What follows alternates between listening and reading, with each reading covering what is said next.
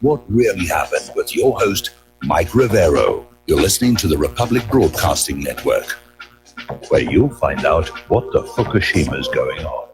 And aloha, America. Welcome to our show today. It is Tuesday, November 20th, 2018, getting into the week here, 2 days away from Thanksgiving. And I imagine probably a lot of people are out there already traveling and to go visit with family and everything. And the rest of us are going to stay home on Thursday and use FaceTime and Skype and connect with the family that way. And already we're getting a warning as you get ready to make your Thanksgiving dinner. The CDC is saying to avoid romaine lettuce. Apparently there's been a major E. coli outbreak literally all across the country. They don't know where it originated, so stick with the iceberg lettuce for your salads here. Anyway, we've got a lot to talk about today. The phone lines are open, 800-313-9443. Mike is in our control room ready to answer the phone. Put you on the air with your comments, questions, and opinions. Now, down in Florida, the recount is over, but already people are saying, what's going to happen when 2020 gets here? Are we going to see a repeat? Well, given that nothing was done to fix the system following 2000, Bush and Gore, I would say, yeah, unless some major changes are made, we're going to see a repeat. And that one judge who was involved in some of the litigiousness that was attendant on this recount mess was absolutely correct.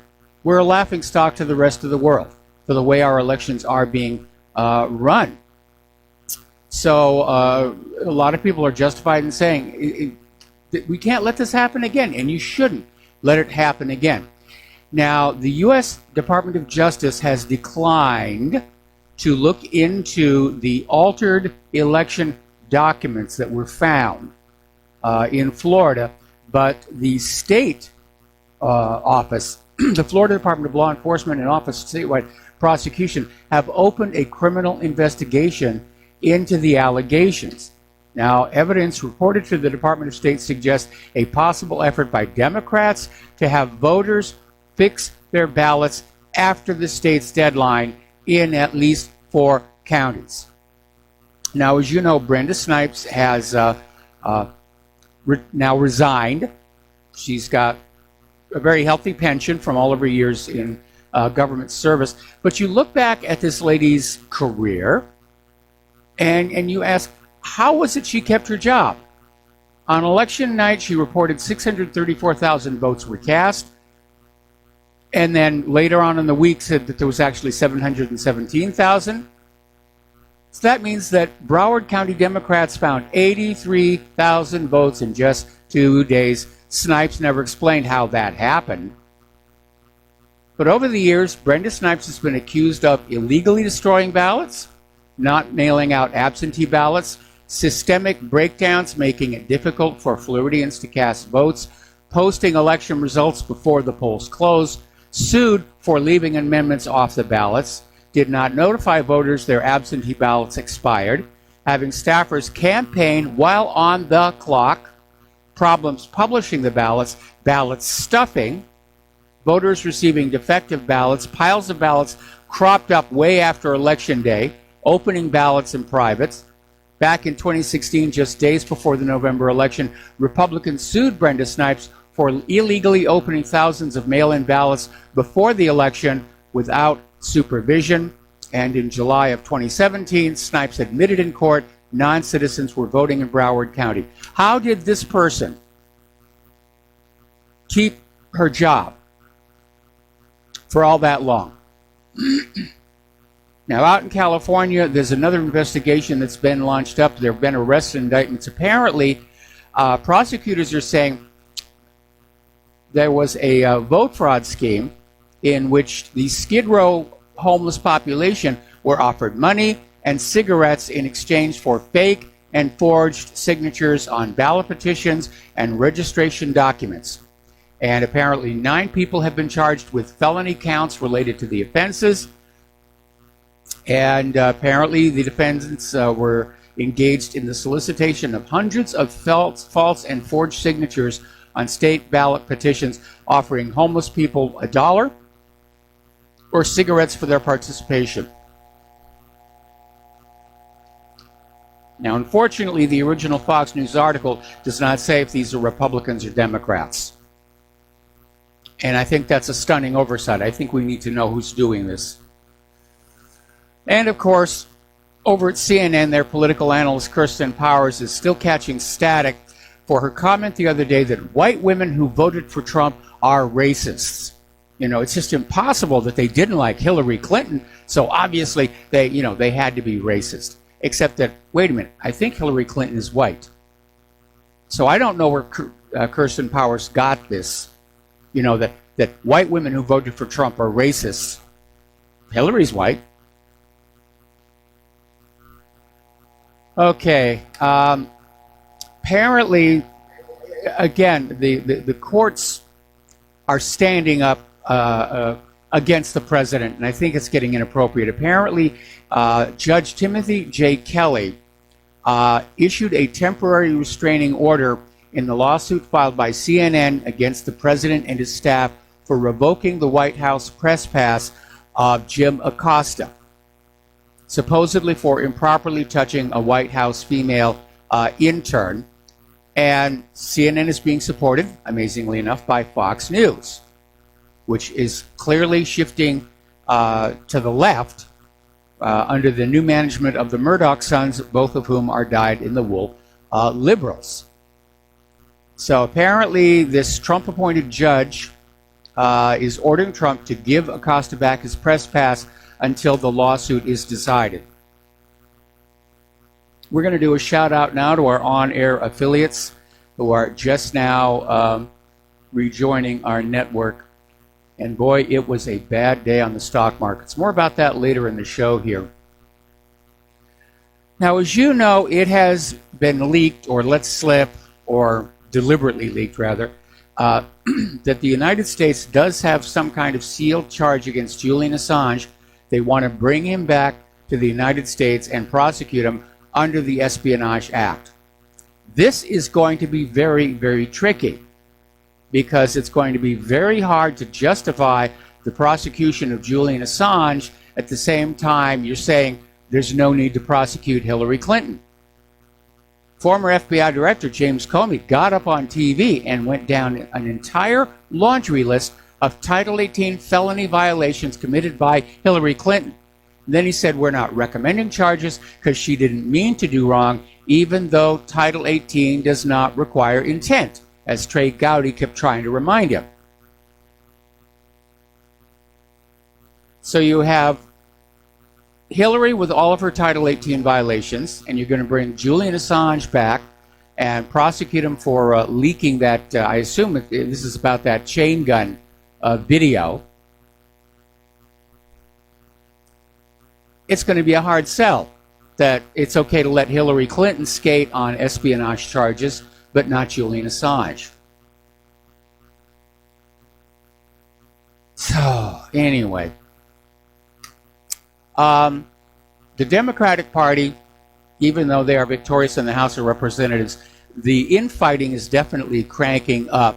And apparently there's a great deal of contention regarding Nancy Pelosi's desire to return to being Speaker of the House. And apparently more and more Democrats are coming forward to say absolutely no. They want a real change in Washington. And they're saying not only is that what they want, that's what the Democratic voters want. They want real change. They don't want to return to the status quo of the Democratic Party as it has been up until now. So apparently there is a letter that's circulating around saying that there needs to be change. The letter is signed by 12 incumbents, 3 incoming freshmen, 1 candidate, Ben McAdams of Utah, whose race has not yet been called. There's still a couple of races out there that are still too close to call here. So basically, you've got Nancy Pelosi of California, Steny Hoyer of Maryland, have led the House Democrats for 16 years. And for 12 years, they've been joined in the leadership triumvirate by Jim Clyburn of South Carolina. And by 2020's election, all 3 House leaders will be over 80 years of age. So the new incoming Democrats are saying this gerontocracy has gone on long enough, and it is time for some new blood, and I would agree.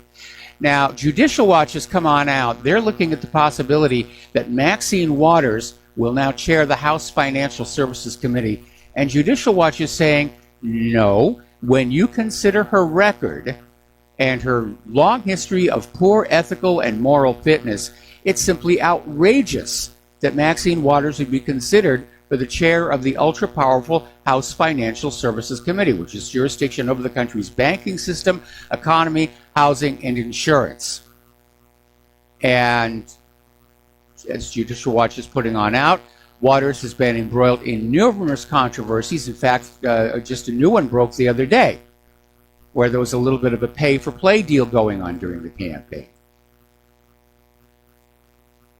Apparently, one of the big corrupt acts is the federal legislator was steering millions of federal bailout dollars to her husband's failing bank, One United.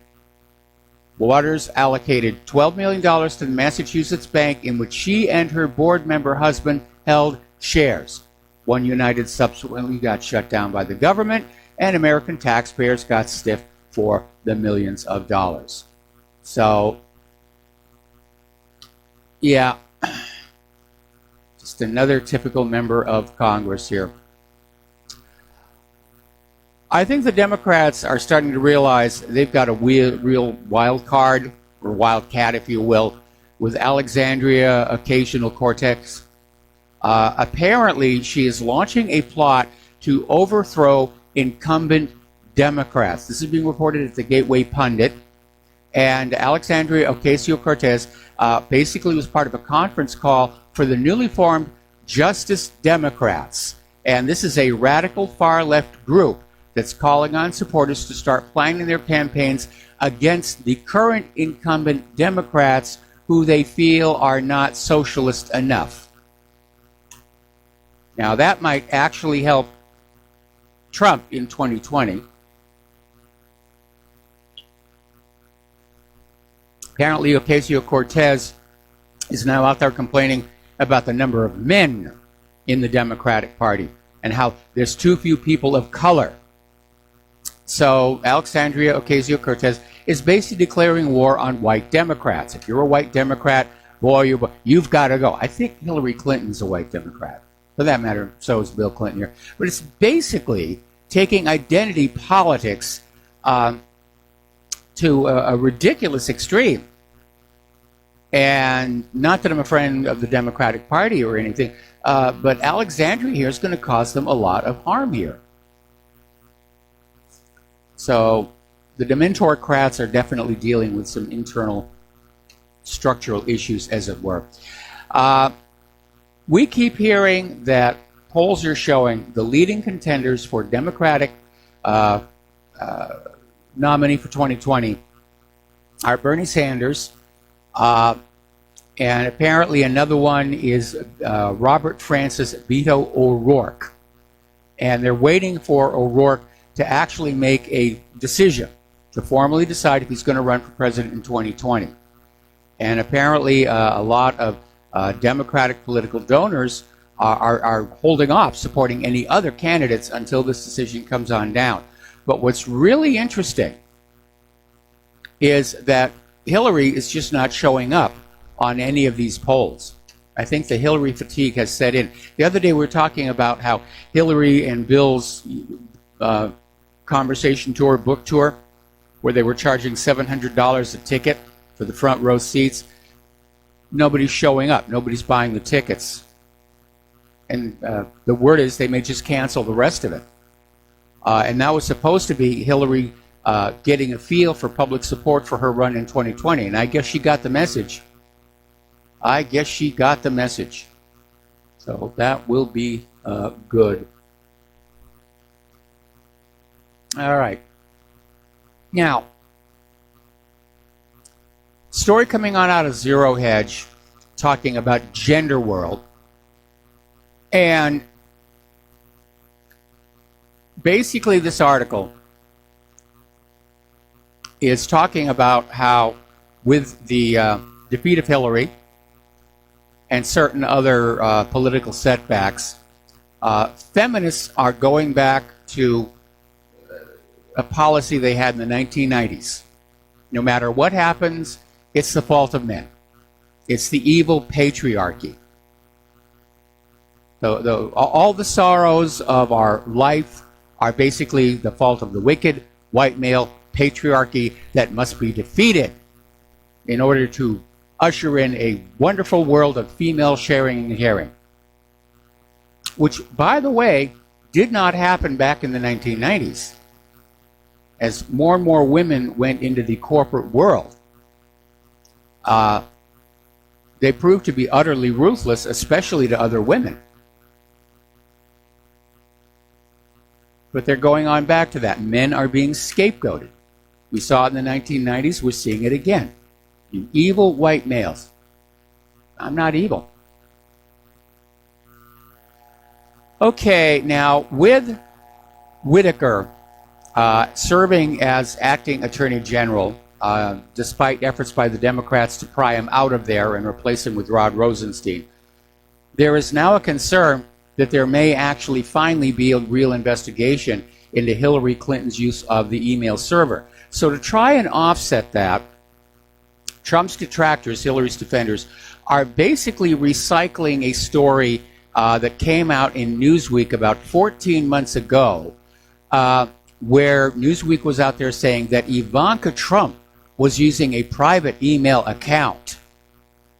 Ooh, horror of horrors. And they're basically trying to say, see, everybody does it. There's no need to investigate Hillary Clinton. Forgetting, of course, that Ivanka's private emails were sent from her personal account before she was appointed advisor to the president. And there are some serious distinctions regarding the two cases here. All right. First and foremost, of course, is the fact that Hillary had her own private server in her home. Ivanka didn't. She just used a private email account. Hillary Clinton was handling classified information. Ivanka was not.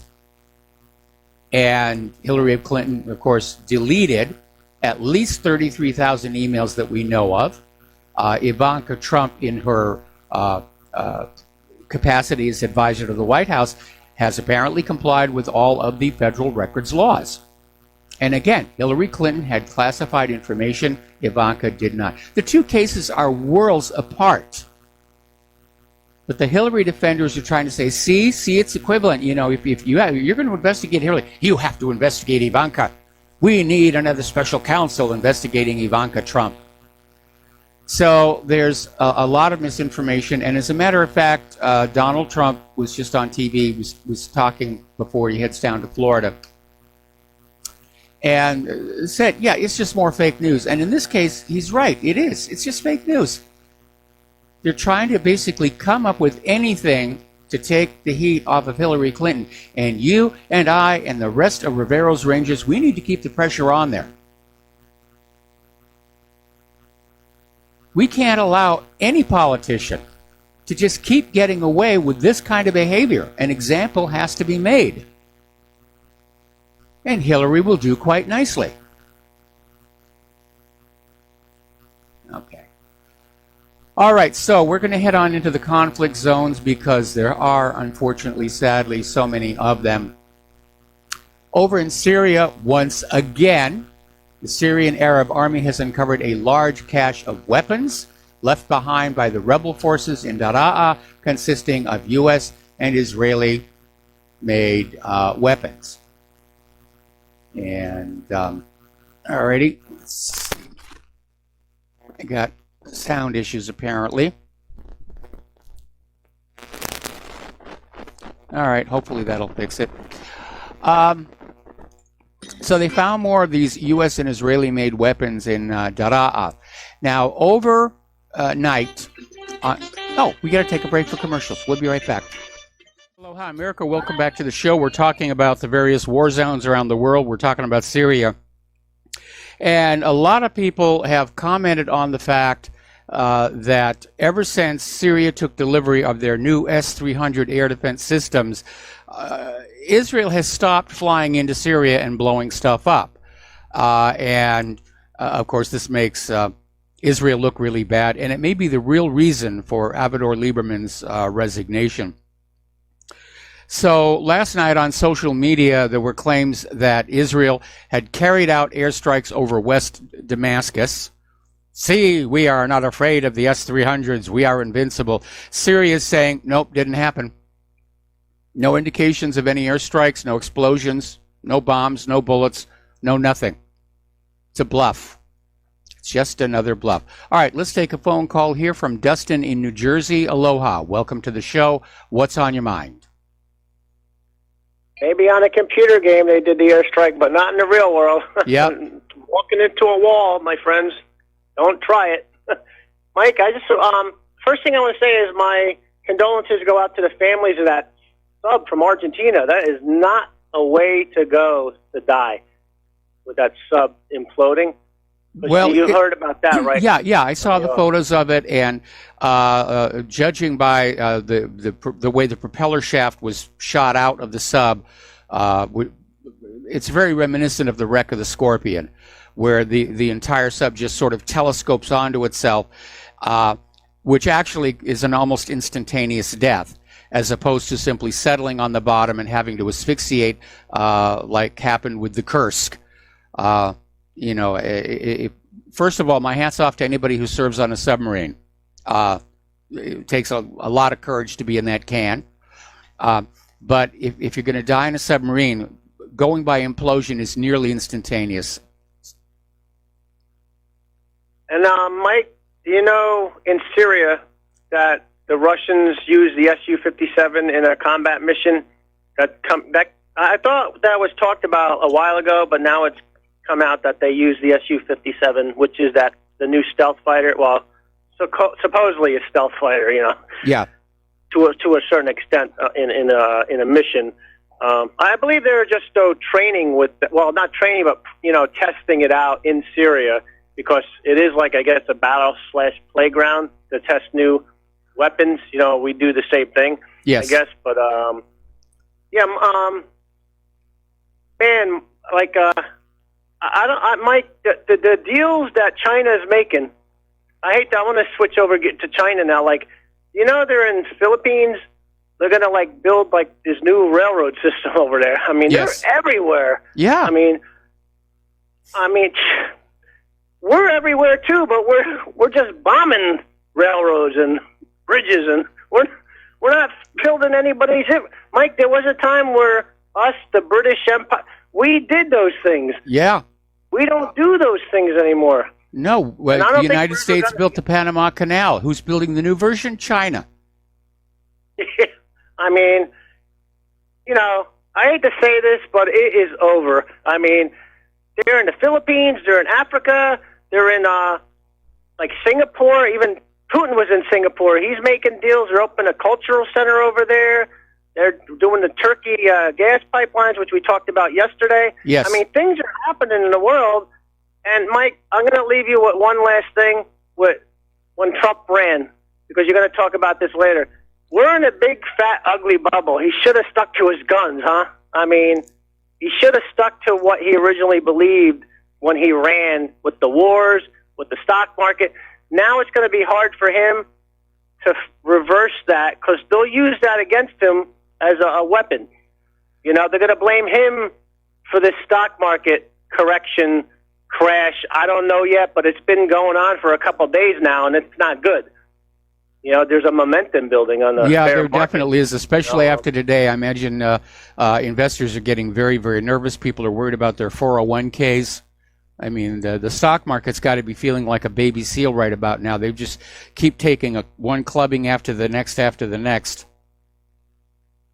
And the problem, with Trump, he'll take credit for when it's good. Well, when it goes bad, he'll blame the Federal Reserve. Well, he blamed the Federal Reserve when he ran. He should have stuck to his original beliefs, but something happened when he got in. He flipped on everything. Yeah. And I think it's gonna hurt him, the stock market. But all right, Mike, have a good show. All right, thanks an awful lot. We're going to let you go here. The phone lines are now open, and I don't see Trump being able to win in 2020. I mean, he's got 2 years. He could turn everything around in the next 2 years and go into 2020 with a lot of popular support. But right now, despite claims to the contrary, I don't think Trump's support is that solid. Certainly among the people who worked hard to put him in office back in 2016, he's let us all down. He's let the independent media down. He's basically, he's basically, he let down the people who wanted honest elections. All right, we're going to take another break here for commercials. Then we're going to come on back and talk about the war zones. And aloha, America. Welcome back to the show here. And apparently Senator Chuck Schumer is demanding an investigation into acting Attorney General Whitaker's contacts with the White House, which I imagine there's been a few. But this is just more harassment. Clearly, Schumer and his buddies, his cohorts, are afraid to have a real Attorney General in charge of the Department of Justice. Okay. Back on April 4th, 2017, Reuters issued a news story that a chemical weapons watchdog had found sarin was used in an attack on Idlib, Syria. This is back in April 2017. They have only just now issued the correction to the story and say, no sarin, false alarm. All right, let's go to the phones here. We're going to start with Layla in Ontario. Aloha, Layla. Welcome to the show. What's on your mind? Yes, it's the talk of whether Trump will be reelected in 2020. I think he's already disqualified himself. He's shown himself to be a liar, a coward, and just completely untrustworthy. I don't know why anybody would even consider him a viable candidate in 2020. We don't know yet what the options are. However, if we're talking about the United States crumbling, then maybe it is time for regions of the U.S. to start thinking about self-governance and releasing themselves from the tyranny of an oversized, overly paid, bloated federal government that is totally unaccountable and is subject to corruption from outside. The only way, I mean, you can always tell what your neighbor is doing, but you can't tell what the guy in the city is doing. When things get too large, they become completely unmanageable by the individual. If individual life or individual thoughts still have any value besides serving some greedy, bloated toad somewhere in the world, then it's time for people to stand up and say, I am not a slave. I am not mute. I am not dumb. And I'm certainly not going to be fooled again by someone who reads a script as though he were still playing a reality show. That's just my opinion. And I think the same applies to Canada. We've allowed ourselves to be fooled. I didn't. I didn't vote for that thing that calls itself a prime minister. But we've lost all our social values. We've lost our individuality. We've lost our rights. And we forfeited them. We abdicated. We resigned our rights by not exercising them. And the longer we go with it, the more we sit in our corner and whine and complain, the more it's going to be irreversible. But the last thing we need is another Trump. I mean, if he failed now, if he had acted immediately as a president, he would have won respect. Chuck Schumer, why should he not try and harass Trump? Trump has shown that there are no consequences. I say, go for it.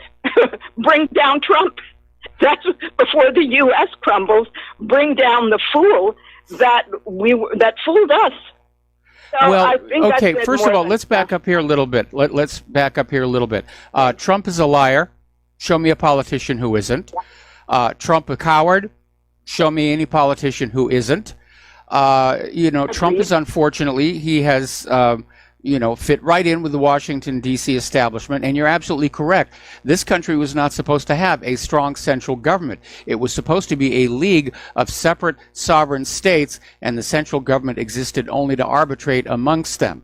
But anytime you get a government, it always wants more power and more money and more control. And that's true for every nation or empire on earth throughout history. And it has gone on way too far here. Now, as far as Trump himself is concerned, as I've said before, unless Hillary is the Democratic candidate again in 2020, I'm finding myself having a very hard time whipping up any enthusiasm for supporting Donald Trump, given that he has basically turned his back on the very independent media who helped him win his office. And I think one of the biggest examples of that, of course, is Julian Assange. Because it was WikiLeaks' release of those leaked emails from the DNC servers that really was a hammer blow to the Hillary campaign there just before the general election.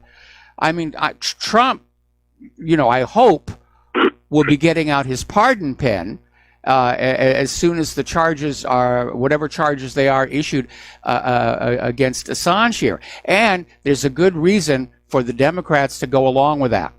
Because again, as I said earlier in the show, it's going to be hard to sell to the American people why it's necessary to charge Julian Assange under Title 18 at the same time we let Hillary Clinton walk free. Well, it shouldn't even take charges to actually be brought forward.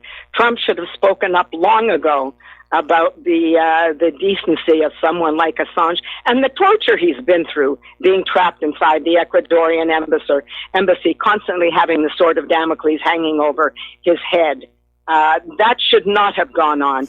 But even so, it is time maybe to go back to the beginning. When you lose your path, you hope that you've left enough of a trail that you can find your way back. And we can easily find our way back. The problem is that there is now so many cleavages or fractures within the American populace demographics, it's going to be impossible to find any unity. We've got ethnic groups or, religious groups that have broken up into almost fort-like enclaves. It's going to be very hard to find the homogeneity that once existed and thus a consensus. So Trump has let it go too far, and for that he should be punished. Well, no, hang on. Let's be fair. The divisiveness in our society was coming from the identity politics on the left, and they profit by the divide and conquer approach, to electioneering and campaigning. So, I still think that people get the government they deserve.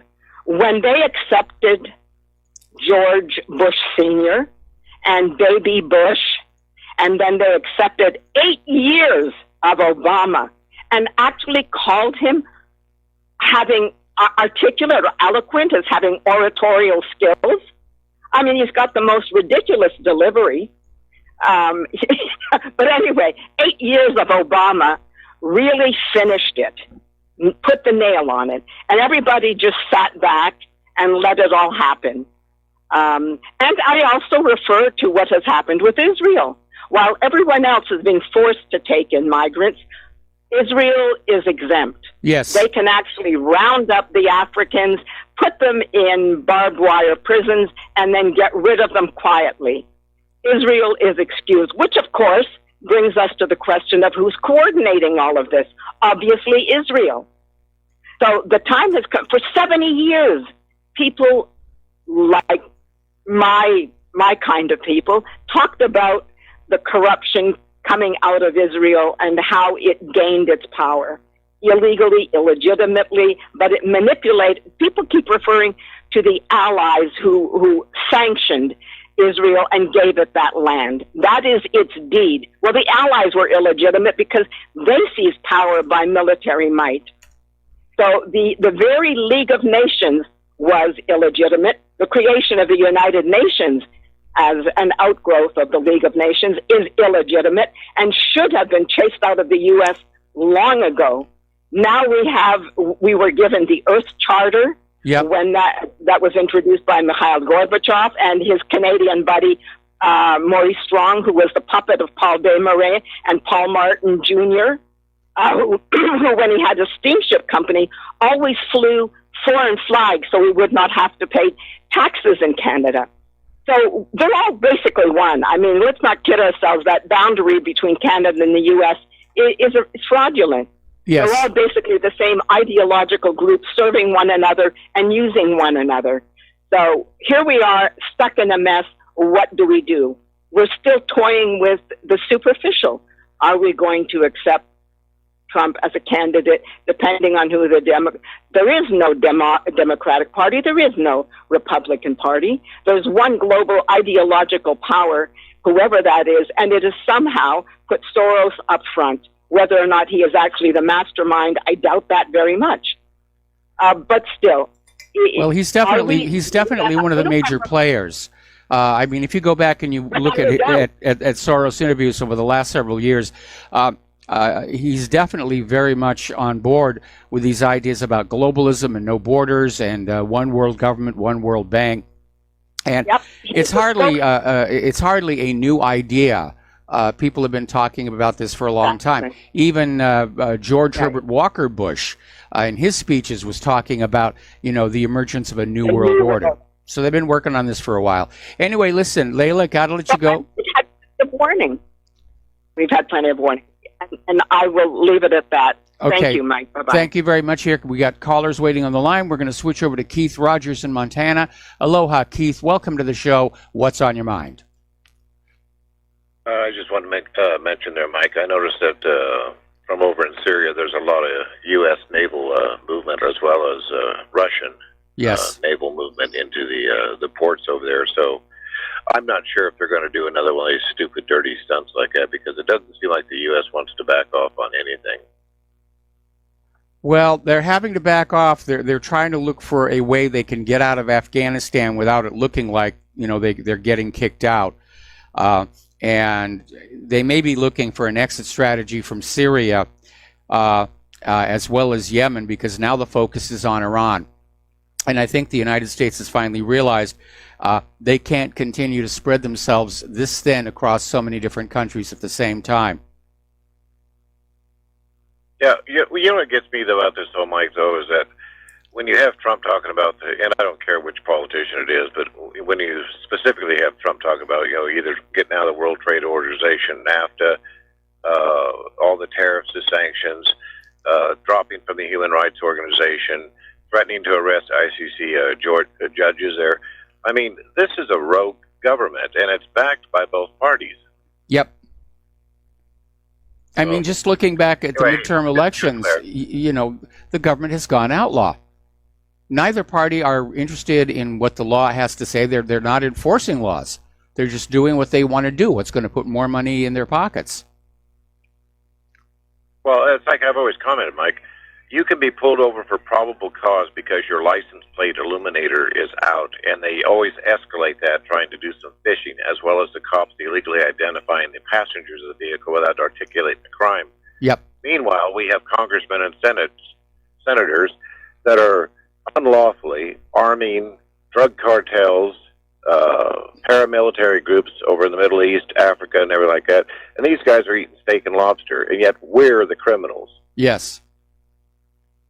Yeah, so, well... Anyway, my best chance there, okay? It's not so much that we're criminals. We're the part that has to be controlled. And that's really what it's all about. When governments become more tyrannical, they have to exert more control over their population to keep us in our place, to keep us productive, to keep us working and pouring more money into their pockets in the war machine, and rigging the elections to disenfranchise us is part of that process. Yeah, speaking of that, did you read that email I sent you about I fixed it? I don't recall if I got that one.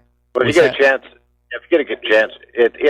it's a summary on the U.S. relations with Cuba, and I put the original post on the left-hand side is what was from the State Department, and then I oh yes, I did see that. I did see that. Yes. And it's just like talk about the sheer hypocrisy. Well, that it's Cuba has projection. access to the internet, that they have freedom of speech, all this, Yeah, it is insane. That they botched Cuba in terms of foreign policy. They botched Cuba. It's now back basically buddy with Russia, and it was kind of interesting this morning to watch President Trump again before he took off for Florida. Was trying to explain why the United States is not going to make a big deal over Khashoggi's death relative to Saudi Arabia, because, hey, they're buying weapons from us, they're selling us oil, they're doing business with us, and that's really much more important. And that, if we make a big stink about Khashoggi's death, well, Saudi Arabia is just going to go buy what they need from Russia and China. And so he's trying to make a very reasonable sounding argument that commerce has to trump human rights, which we know in the real world it always has. But there may be some other developments over there in Saudi Arabia anyway. Yeah, but on the cusp of that, though, Mike, you have like during Iraq, where the United States deliberately targeted Al Jazeera. We have Israel shooting journalists. I mean, and then of course we have Michael Hastings, then we have Assange. I mean, everything is just pure doublespeak. Yep. So anyway, maybe ask you and Claire, okay? All right, thanks an awful lot. We're going to let you go and switch over to Mike in Colorado. Aloha, Mike. Welcome to the show. I'm probably going to have to take you through the commercial break. What's on your mind? Okay, I really like your program. I disagree with you about 60% of the time, but I love your program. I have to say something about that older lady. I'm assuming she's older. With her, you let her go for like, what, I don't know, 3 minutes. I was going to rebuttal her.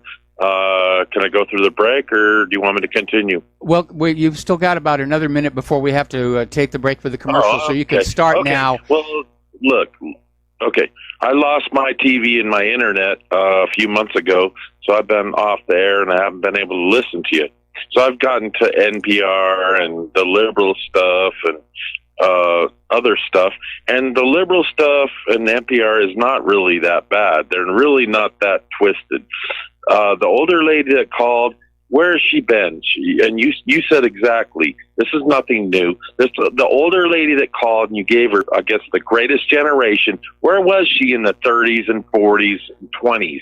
Well, she's originally from Palestine. I'm 55, and I'm 55, and Mike, I knew we got to take a break. I knew. Mike, we got to take a break. Hang on. Don't hang up the phone. I'm going to put you on hold. We'll come right back to you. And aloha, America. Welcome back to our show here. We're talking with Mike in Colorado. The subject under discussion is Layla in Ontario. And Mike, to sort of bring you up to speed, she's originally from Palestine. She lived a lot of years in Israel. She's very well traveled. And the reason I let her go on is because she is very knowledgeable. And I've gotten a lot of emails from people who really like just how much she does know and how much she brings to the show. So you wanted to rebut what she was saying. Hello. Yeah. Yes, you're on the air. The older lady, she's educational and she's, I guess, full of wisdom and all this good stuff, I guess. However, where was she when she was a young girl? She has all this education, and what you said was primo. You said this is nothing new. So you let her ramble with her old age and cough and all this. And well, you said, that was just today only. She normally doesn't have that cough. No, I've heard her before. However, you just said it. You said there's nothing new.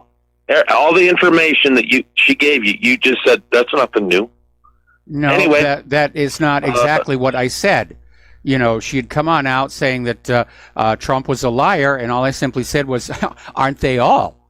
And that it's a systemic issue, and I agree that's a big surprise. Wow. The focus on Trump, the individual, misses the larger picture that the entire government is populated by opportunists, sociopaths, liars, money junkies, whatever you want to call them. Okay.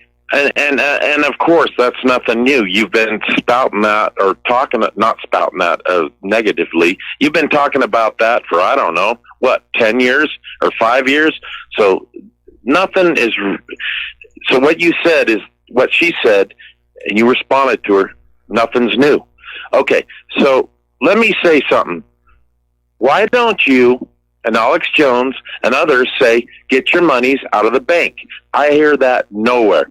If everyone with RBN, if you said, pull your money out of the bank, every cent you got, if Alex Jones said, pull your money out of the bank, Mike, wouldn't that, don't you think that would work?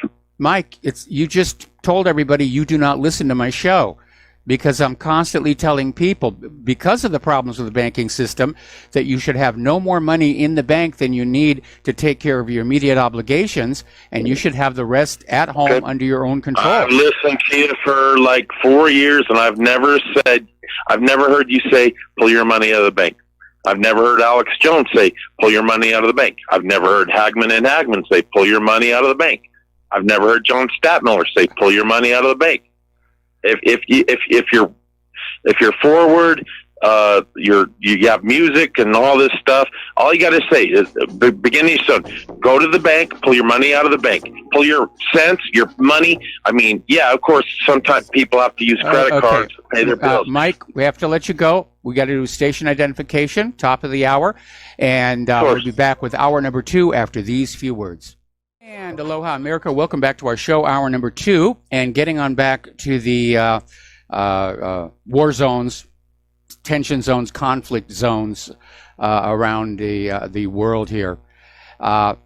Russia is saying they have no desire to get into a new arms race with the United States, although it's very obvious that they have a good military that's built up.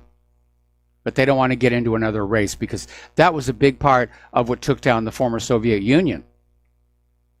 Getting suckered into just spending so much on building weapons, the rest of the economy collapsed here. But they are planning on having some kind of a response to the U.S. withdrawal from the Intermediate Range Nuclear Forces Treaty. And Putin is still out there saying they would prefer going back to treaties that limited these nuclear arms, rather than having to basically start building more and more of these weapons. All righty, let's see. We have a caller. Let's see. Frank in London. Aloha, Frank. Welcome to the show. What's on your mind? Yeah, hi, Mike. Just the first thing, just to clarify this about you've never advised anybody to take their money out of the bank. You were the first person I've heard spoken about that, the first person, and you've said it on several occasions on your shows over the years, that you have advised people to take their money out of the bank and only keep what's needed, maybe to pay utility bills and so forth. That's one. So I just wanted to get that clear to the last caller.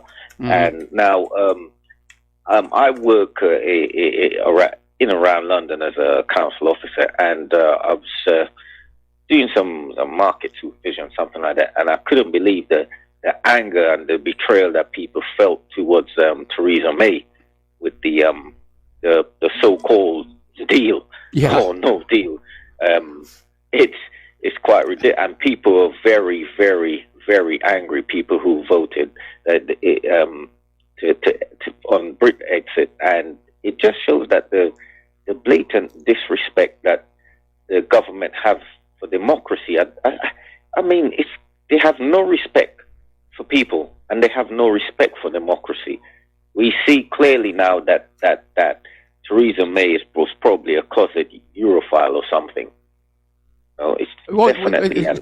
There's nothing closet there. I mean, she was a hardline Remainer right from the beginning, and everybody knew that. Yeah. So right now, the play. We just don't know what's going to happen now. We just it's going to be an interesting next couple of weeks. That's all I can say. Well, I think they should have that vote of no confidence. I think they ought to kick Theresa May out, and put Jeremy Corbyn in there. And, at this point, with all the machinations and the obvious skullduggery, I think Britain should just leave the European Union and rely on the World Trade Organization rules to keep things going in terms of trade. Yeah, I think, from my standpoint, I think opportunity abounds for businesses if they pull out. That's how I think, because I think this, in my opinion, I don't think, this European Union thing has a long life. I don't think it's going to last. I think in the next 5 years, we're going to see a breaking up, or at least a beginning of a breaking up of the European Union. I'm in agreement. I mean, it was built in. It was built with a built-in self-destruct mechanism called the European Central Bank, and then opening up the borders and just shoving in all the refugees. Yeah, the EU is going to tear itself apart. It's already starting. Yeah. Okay, Mike. Thanks. Okay, thank you very much for the phone call, and I think the phone lines are open now. I've been having a discussion with Mike in our control room about various and sundry issues. All righty. Now, apparently, Russian prosecutors have announced criminal charges against the U.S.-born Kremlin foe Bill Browder yesterday, days before a Russian police officer could become president of Interpol, in a move that some Russian critics, let's be honest, Russian bashers, are saying might politicize the law enforcement agency. And in point of fact, it was on the corporate media earlier today how the United States is absolutely opposed to a Russian being in charge of Interpol. But apparently the charges against Browder accuse him of forming a group to embezzle funds in Russia, and they're alleging he could be behind the death of his employee, Sergei Magnitsky, in a Russian prison. So, little skullduggery going on there. All right, take another phone call. Jim in Chicago, aloha. Welcome to the show. What's on your mind? Hello, Michael. With the market being down, in fact, they said we're at the point now, any kind of gain has been lost for the entire year. Oh, yeah. With that going on, the G20 meeting at the end of the month and interest rate going on, do you think the big boys are about to pull the plug on this economy? I don't think it's a case of them pulling the plug. I don't think they can stop it from sliding. It's coming apart. I mean, they've been doing so much market rigging that there's no underlying value in the markets. And if you go back and you study the history going into 1929, you'll see that there were two phenomena going on. One was that the availability of easy credit got a lot of people investing in the stock market who really shouldn't have been investing in the stock market. In fact, you shouldn't borrow money to invest in anything. If you don't have your own risk capital, stay out of it, or you're going to get slaughtered, which is exactly what happened. So many people were buying into the market, it ran up the price of the stocks, but not their underlying value. So when they had two crashes that year. The first was in August, and it wasn't that bad. And everybody figured, well, that's it. We've had our correction. We don't have to worry anymore. And then, of course, the big one hit in October. The margin calls went on out, and the entire nation was devastated. Now, we're seeing once again that between the availability of easy money and the plunge protection team, the stock market has been driven up in price, but not in value. And a lot of people are over leveraged. Now, mostly it's the big commercial investment houses. I think ordinary Americans are not as into the stock market. I mean, I know we've got all these TV commercials, for E-Trade and trying to get ordinary people to come on in. I don't know how big a sector of the economy that is. But again, it does seem like we're repeating some of the mistakes that were made back in 1929. A big part of the problem is that following 1929, Congress passed a whole bunch of laws to regulate the way Wall Street did its business to try and prevent the kind of volatility that hurts investors. And over the years, one by one, all these laws have been taken down, such as Glass-Steagall. And Wall Street is just allowed to run rampant and do whatever they want, whatever makes, the huge bunch of money in the fastest time possible. Nobody's interested in long-term profits anymore. They want that big score, that Wolf of Wall Street mindset. And pretty much everybody's saying there's going to be a correction of some kind. There has to be. And it may start in the bond market. Well, Michael, when you mentioned about everyone being or not being in the market, but if you have a 401k, you're in the market. Your pension funds are probably in the market. True. And what's worse now than in 1929? Yeah, so many people in debt. But correct me if I'm wrong. Back in 1929, wasn't the government in the black instead of in the red like we are today? Back in, I think the last time the government was in the black was when Andrew Jackson was president. And what I meant to say was today, people who are trading in the stock market, they're not doing it on margin. Or if they are, they're going to get an ugly wake-up call. But you're right. All of our lives are tangled up in the stock market with the 401ks and the pension plans and the rest of it. And when it lets go, people are going to get hurt. People are already getting hurt if you look at what's going on in the market over the last couple of weeks. You know, I read yesterday where right now consumer debt is at $13 trillion. Yes. No, I think we're going to have a major shakeup pretty soon, probably at the beginning of January or even March. I would agree. They're going to try and hold everything together and make it look really good for the holiday shopping season. Of course, go on out and buy stuff. The economy is doing really great and everybody's working. But yeah, I think the early part of next year is when we're really going to start seeing it come apart. And the thing about it, though, I am not a fan of Donald Trump, but you know they're going to blame it on him. Of course they are. Of course they are. They're going to look at those tax cuts and they're going to say, that's what did it. That's absolutely what did it. Yeah. Well, Michael, you take care.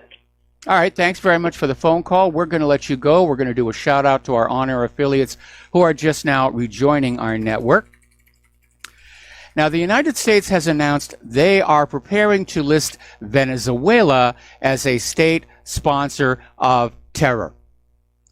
And this is being reported by the Washington Compost, citing U.S. officials and internal government emails.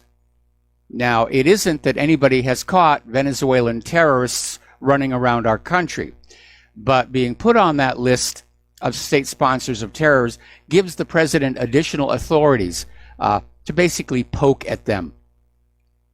And we have been hearing for months now talk about a direct military intervention in Venezuela to get Venezuela under U.S. control. Okay. We have Layla in Ontario on the phone, and normally we have a 1 call per caller per day rule, but in this case we're going to waive it because she wants to respond to Mike in Colorado. And I don't want to get into the situation where Mike and Layla are going to be flailing back and forth on my radio show. But Layla, what's on your mind? I'd like to object to his implication that the older lady he's implying that there's a degree of senility. And where was I, he said, in the 1930s? I wasn't born yet. I think he is a Zionist shill, just like that Neil from California that called once. And when I said something about how I missed the patriarchy that was philanthropic, and then he said, well, I love my wife. I don't dominate her or abuse her. I have never said that. And this constant reference to me as a Palestinian. I was born there from families that had been there for 30,000 years, according to my DNA. I came as a child of two, as a British subject, because it was during the Mandate. I wasn't even a refugee. So I came to Canada as a British subject. So I have lived in this country and traveled widely because of my background. And when it comes to being intellectually competent, I'll match my IQ at my age against his anytime. So that's it. I'm just tired of these Zionist shills or these so-called liberals trying to discredit me with old, unacceptable tropes that demean a woman and use every possible kind of insulting cliche. So, goodbye. Well, goodbye, and well done, well said here. And if it'll make you feel any better, I actually got a lot of email about Mike in Colorado, all of it negative. So, anyway, thanks a lot for the phone call, Layla. We're going to let you go. You have a lot of really intelligent, astute listeners. Yes, I do. And that's why I do call in, and that's why I follow your show, because of the kind of audience you have. And then when we get a paid shill like this calling in, he needs to be discouraged because he needs to be rebutted. So thank you, Mike, for allowing me this opportunity. All right. Well, you're welcome, and thank you again for the phone call. We'll talk to you again real soon. And getting on back to the war zones here, the Islamic Republic of Iran's Medical Council is saying that the illegal economic sanctions imposed by the United States against Tehran have been having negative impacts on the country's health sector, saying there needs to be an immediate and humanitarian solution to the issue because Iran is unable to get access to medical supplies and various health services.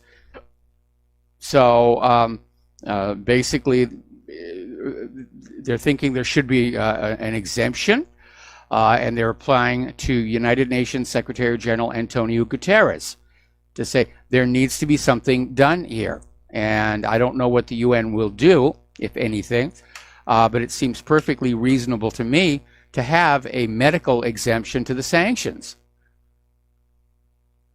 Now, this is a very alarming story. This is out of the Independent in Great Britain. The Trump administration hawks are putting the U.S. on a course for war with Iran. And we have been hearing them talk about war with Iran for years now. Everybody knows that Israel wants the U.S.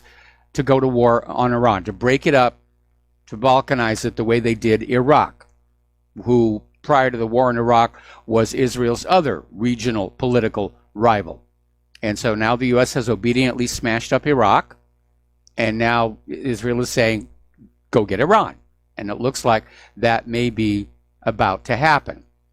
And as I mentioned earlier in the show, that may be the reason why the U.S. is very slowly and with as much grace and dignity as possible starting to pull out of their engagements in places like Afghanistan, and Libya, and now Yemen. They're talking peace down in Yemen.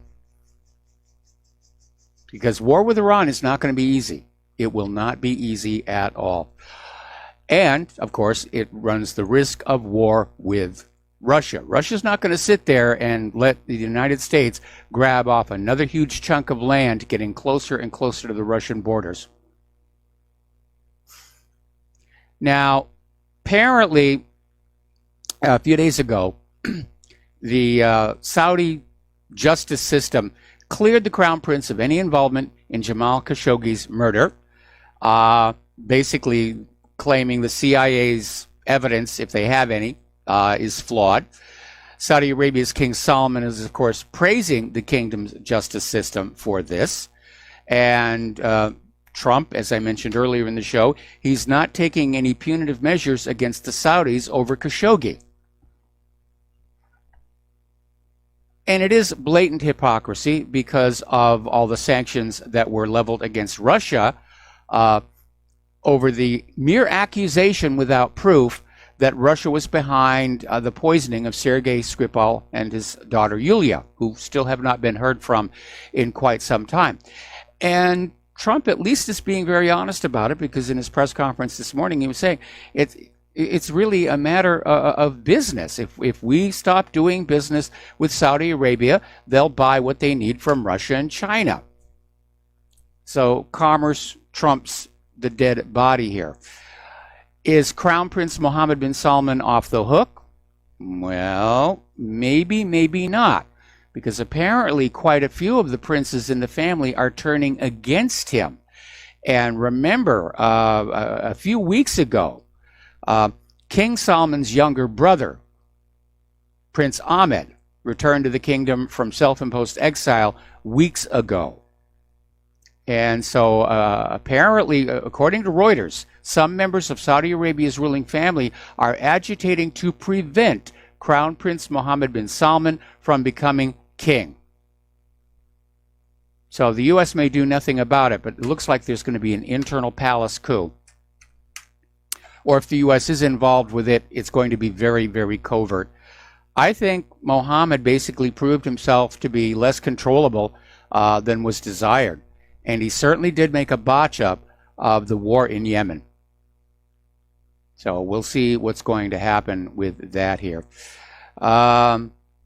Story coming out of the Daily Mail. Saudi royals have begun plotting against the Crown Prince and aim to stop him taking the throne when King Salman dies. Now, they're saying this is in the outcry over Jamal Khashoggi's murder. I don't think so. It's a power play, plain and simple. Crown princes get brought down. Kings get brought down. I think we're about to see it happen again. Okay, we're going to take a break now for some commercials, and we'll be right back. Aloha, America. Welcome back to our show here, and I got yet another email about Mike in Colorado reminding me that it is, in fact, against the law to promote a voluntary bank run, which I had recalled in the past, but again, all the mail about this, Mike, it's all negative. It's all very negative. Okay, so getting on back to the conflict zones here. Apparently, it's not just Saudi Arabia who's tired of the war in Yemen. Apparently, the Saudis' coalition are all backing away. They've spent a huge amount of money. They've caused a lot of damage. It doesn't look good. The optics are bad. And that may be why Saudi Arabia is now saying, let's talk peace. Maybe the Houthis just wore them down, just like the Vietnamese did to the United States. So there is a ceasefire in effect in Yemen for the first time since the start of the war. And hopefully the United Nations and other humanitarian agencies are going to get in there and start taking care of some of those people, start taking care of the cholera epidemic. Meanwhile, here in the United States of America, this is one of the reasons why we shouldn't have bills that say for other purposes. Republican leaders on Capitol Hill moved yet again to block a vote to wind down U.S. military support for the war in Yemen, this time by tucking it into a rule governing legislation that removes gray wolves from the endangered species list. This is how messed up the system is. One has got nothing to do with the other. And they stick it in this bill, and they figure that, oh, the Democrat, oh, yeah, it's going to get on through. Because the reality is, when those bills get to the floor, I mean, they're huge with all the additions and inclusions. I mean, do you remember the size of the Affordable Care Act? How big that was? These members of Congress aren't reading that stuff. Their staffers are supposed to read it and prepare précis, but they can't get through it all. Remember when Nancy Pelosi was talking about, you know, we have to pass it before we can see what's in it? It's a joke. That's why so much bad law gets passed in this country. Over in Israel, at least 25 Palestinians, including a journalist, were injured by Israeli live fire during the Freedom Flotilla protests at the northern border of the Gaza Strip yesterday. And the protests were held in support of the launch of a flotilla titled Freedom Ship 16 that set sail from the port of Gaza in an attempt to break the Israeli siege on the enclave. So instead of starting outside and sailing in, this one started inside, trying to sail on out. Where did they get the boats? Well, these other Freedom Flotillas that have gone on in there have made a point of donating the boats that they use to the Gaza fishermen. And eventually Israel turns them over and they've got it. So the Israeli forces live fire wounded 25 people, including Associated Press cameraman Rashid, who were all transported to local hospitals for medical treatment. And Rashid was filming hundreds of Palestinians who were protesting on a beach by the border fence near Beit Lahia. So about 30 fishing boats joined the flotilla, which was organized by Gaza's National Committee for Breaking the Siege. Now, for some reason, Israel has started banning the exit of processed foods from Gaza. And there's now a ban where Gaza cannot send processed foods to markets in the West Bank or Israel. And this, of course, is causing serious economic harm to Gaza. And I'm waiting for somebody in Israel's government to stand up and say, well, look, if you're going to do this with BDS, then we're just going to do the same thing with Gaza. But again, it's just another form of oppression. Meanwhile, over at Airbnb, they have made the decision to remove all properties situated in illegal Israeli settlements. And they did that a day before Human Rights Watch was due to release this report into the company's complicity in the dispossession of Palestinians. So they sort of beat them to the punch, as it were. Now, Human Rights Watch issued a 65-page report, Bed and Breakfast on Stolen Land, Tourist Rental Listings in West Bank Settlements. And it just created this ugly, ugly picture of Airbnb's policy, accusing it and other platforms such as Booking.com of supporting Israel's illegal settlement policy. But Airbnb has now said, we're not going to do that anymore, which is a good thing. Okay. All right, looking at the clock here. Over at the United Nations Security Council, the UN Special Coordinator for the Middle East Peace Process, Nikolay Mladenov, said he remains very concerned by Israel's persistent use of live fire against protesters. As well, he should be. All right, we're going to take another break for commercials, and we will be right back.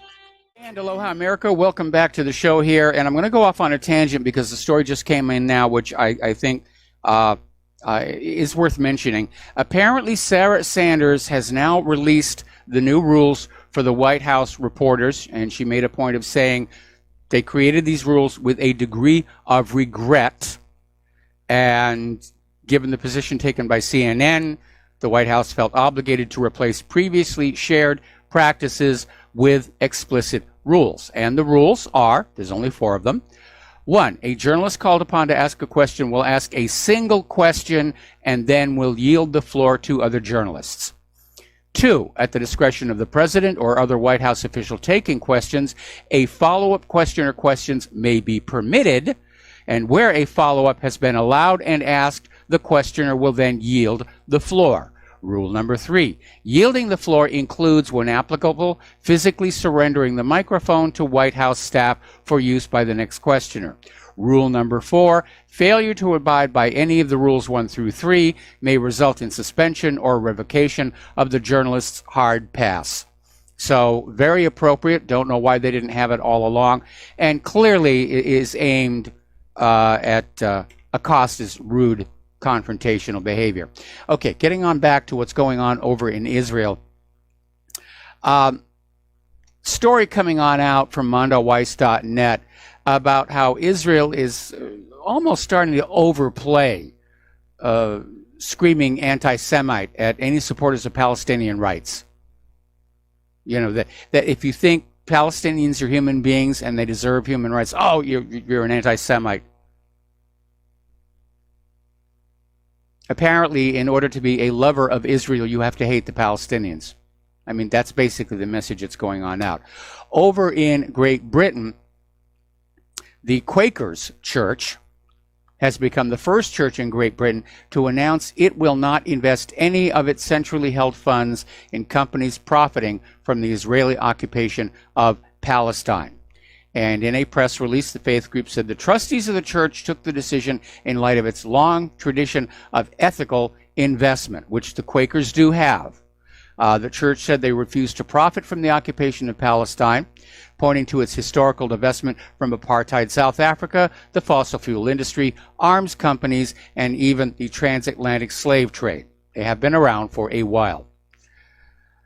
Over at the University of Michigan, they've got into a little bit of a controversy regarding BDS. And it all comes down to this associate professor, John Cheney Lippold, who was asked by a student to write a letter of recommendation because the student wanted to go study in Israel. And John Cheney Lippold said, I'll write you a letter of recommendation to anywhere on earth except Israel. And the administration came on down. His annual merit-based pay raise was frozen for 1 year and sabbatical suspended for 2 years because of his decision not to write the recommendation letter. Now, the fact of the matter is he's gotten a huge amount of support among the students for taking a stand on this issue. And very clearly, the tide is beginning to turn despite all the money that Israel is spending to propagandize college campuses. It's not working, or even worse, it may be backfiring. The students may be smart enough to realize when they're dealing with these paid Israeli propaganda shills. But it looks to me like support for Israel is really starting to fade on the universities and even in America in general. Even among American Jews, they're starting to pull back and say, no, this makes us all look bad here. And, okay. All right. Now, the United States and Australia are developing or redeveloping a joint naval base in Papua New Guinea to counter China's influence in the region. You can see the double standard and the hypocrisy there. If China builds bases on China's islands, ooh, bad China, they're being aggressive. If the United States and Australia put a naval base in Papua New Guinea, which neither one of them own, I would like to point out, it's just there to counter China's aggressions in the region. Okay, let's talk about the economy because the numbers are not good. And once again, as we saw back in 2008, the credit default swaps are rearing their ugly head, and credit spreads are blowing out, and the credit default swap market is going for junk debt. And the exposure from all these credit default swaps globally is more money than the planet is worth. Now, for those who don't know what a credit default swap is, it's like an insurance policy. If you buy a house, you can buy fire insurance on it. If you invest some money in a company, you can buy a credit default swap as a form of insurance to reduce your losses. If the company goes out of business and your original investment is gone, the credit default swap returns at least part of that investment to you. And they're very popular on Wall Street, but they're unregulated. For one thing, you can buy a credit default swap on somebody else's investment. Can't buy fire insurance on your neighbor's home, but you can buy a credit default swap on somebody else's investment without limit. And whereas regular insurance companies are required to keep cash reserves on hand to deal with a expected number of claims coming on in, the banks that were selling credit default swaps, the financial institutions, didn't. That's what happened back in 2008 when the mortgage-backed security fraud collapsed and all those credit default swaps came due. There went Lehman Brothers. So that it's looking like, once again, we're getting into that situation. China has now sealed a currency swap deal with Indonesia to use their own currencies bilaterally, ditching the US dollar. I think it's another sign of China's displeasure with the United States, along with dumping US treasuries. Iran and Iraq are looking at doing trade in their local currencies and dropping the US dollar. It's starting to accelerate, this de-dollarization. Now, Ray Dalio, in an interview with Barry Ritholtz for the Masters in Business podcast, basically said that if the dollar were to lose its reserve status, the dollar will lose 30% of its value. And that would cause quite a bit of chaos. Personally, I think it might be worse than that. But it's going to happen. The more the United States tries to throw their economic weight around the world and use the dollar as a political instrument of control, the more the world is turning away from it. Now, as you know, it was a bad day on the stock market today. The Dow was down 600 at one point. It pulled itself up. I think it closed around 530 down. But I imagine a lot of investors are getting very, very nervous here. And amazingly enough, it was the tech stocks that were leading the downturn. Facebook is looking at their third straight month in the red. And they're looking at more and more problems. I mean, the social media giant stock fell nearly 5% on Monday alone. That's the lowest level since February 2017. And this was after that New York Times article about how top management hired a PR firm to smear critics of Facebook. So they're on a losing streak. And they're not the only ones. Google stock is down. Netflix, Apple, Amazon. They've seen their stock prices plummet by about 20%. Facebook has had a fall of 39% below its year high. That's pretty bad stuff here. And Netflix has had a 35% drop. They're blaming it on the competition coming in from Disney and Apple, which are rumored to be starting their own TV streaming services. Amazon blamed a widespread sell-off in tech stock for their poor performance. But all of the so-called FANG stocks, which stands for Facebook, Amazon, Netflix, and Google, they're now in bear market. Facebook investors have lost 39% of their paper wealth. The combined market value of the FANG companies has dropped by $610 billion. Now,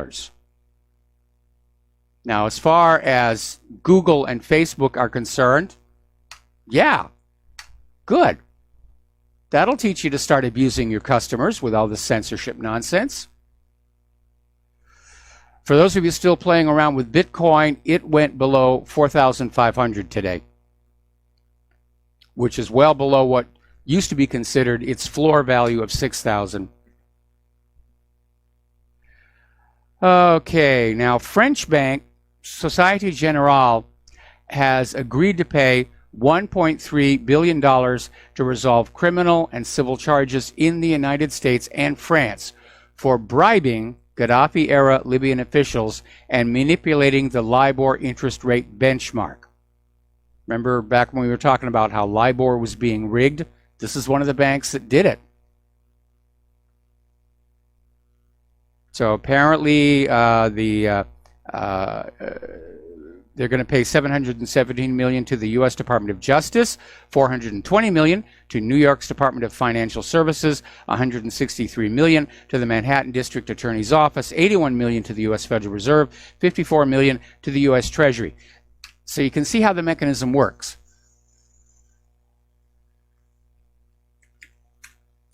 The banks cheat the customers out of money,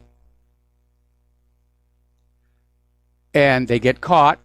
The government sues them, and the money that started with the customers winds up in the government's hands.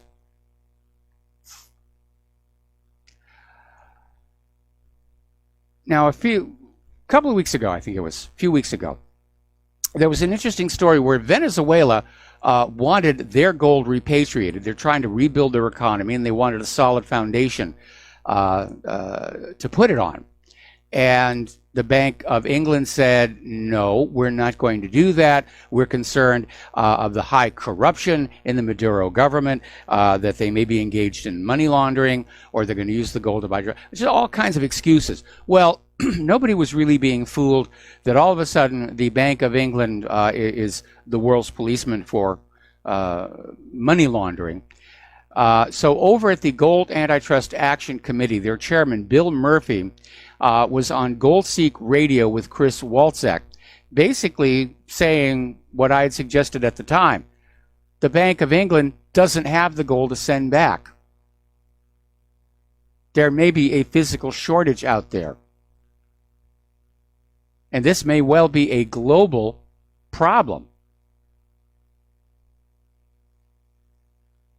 Now, again, we covered this on America's Book of Secrets on the History Channel, where there does seem to be a lot of empty space in these bullion storage vaults. And there's talk about rehypothecation, which is a fancy name for where we're going to keep the gold on the books and pretend it's still here, but we're going to send it out the back and we're going to lease it out for other people to play around with and make money. And they'll bring it back eventually. And then, unfortunately, they're not able to do that. Or some of it just got melted down and coined up to power the market for physical gold that's been out there for a while. And as I mentioned yesterday, there has not been a full audit of the gold in Fort Knox for 50 years. Now, if it turns out that this gold is missing in all of these places, that's going to cause a tremendous amount of chaos in the financial markets for anything that is dependent on that gold for its value. So we'll see. Now, over in the European Union, they're looking at setting up this special purpose vehicle for Iran, so that Iran can go on doing business despite the sanctions. And down in Cuba, one of their senior officials is saying, you know, that's looking like a real good idea, that Cuba could benefit from a similar mechanism to basically get out from this, 60-year now U.S. embargo? So Cuba's watching what's going on very, very carefully. And if it works for Iran, Cuba's saying, yeah, we need something like that here. And I keep saying it, the more the U.S. tries to sanction and tariff everybody, the more the world is reorganizing the global economy without the United States here. The U.S. is talking tough again. They're promising to disrupt oil shipments to Syria. They're going to put sanctions on Russian and Iranian companies. And the U.S. is throwing sanctions once again against what it describes as a network of petroleum shipments to Syria, including Russian and Iranian companies and individuals. Washington says it wants to disrupt shipments to Syrian-owned ports. And 6 individuals have been sanctioned over these oil shipments to Syria. Now, here's an interesting question. Why is the United States once again sanctioning Syria for the oil? It's just trying to keep the tensions going over there. It really is. To me, it's a signal that the United States has not abandoned the idea of getting Bashar al-Assad out of power. All right. Some numbers for you to think about here as we head into this next commercial break. The national debt in 2018 is $21.6 trillion. By the year 2040, it will be $100 trillion, and none of that is including the unfunded mandates. It's out of control here. We're going to take a break for commercials. We'll be right back. And aloha, America. Welcome back to the show here. We're talking about the economic news as we come up here on the top of the hour. Target shares tumbled 9% as their earnings have missed their forecasts. Target is also saying that they're having to pay higher costs, which is hardly confined to Target, I'm sure. So let's look at some companies that are letting people go. Apparently, Haagen-Dazs is going to be letting 1,000 people go from their ice cream manufacturing facilities. General Motors is now offering voluntary buyouts to 18,000 salaried employees. If there are not enough volunteers, there will be layoffs. Broadcom is going to lay off almost 2,000 workers. Wells Fargo has told the public it anticipates eliminating approximately 1,000 positions. Starbucks is going to be laying off hundreds of workers, mostly from the company headquarters in Seattle. Nationwide Insurance is going to be reducing the size of their national workforce by about 1,100 workers. Boston Scientific is planning $150 million in annual cuts, and that will include layoffs. Blue Apron is eliminating about 100 more jobs as it desperately tries to stay afloat. Cisco laid off approximately 460 workers earlier this month in their bid to cut costs. Blue Cross Blue Shield is laying off 250 workers in South Carolina as it shifts its resources around. The economy is tightening up. There's no question about that. We were talking about this the other day, and Victoria's Secret is in trouble. And the CEO of L Brands, which owns Victoria's Secret, the CEO of that division, Jan Singer, resigned last Wednesday because of the slowdown in sales and what's being claimed as a lack of diversity in the line's iconic annual fashion show. Now, this basically came on the heels of responding to pressure to have plus-size models and transsexuals added to the runway. And Victoria's Secret basically said that's not our image. And focus groups show that people are going to be turned off by that more than turned on by the rest of the models. So it's a business decision. But the other part of it is their products are very expensive. And again, the economy is tightening up, and I think probably people are going to go back to realizing that nudity is very inexpensive. Save a lot of money that way here. Okay, Russia and Turkey have officially completed construction of the offshore portion of the Turkish Stream natural gas pipeline, which will be delivering natural gas early next year.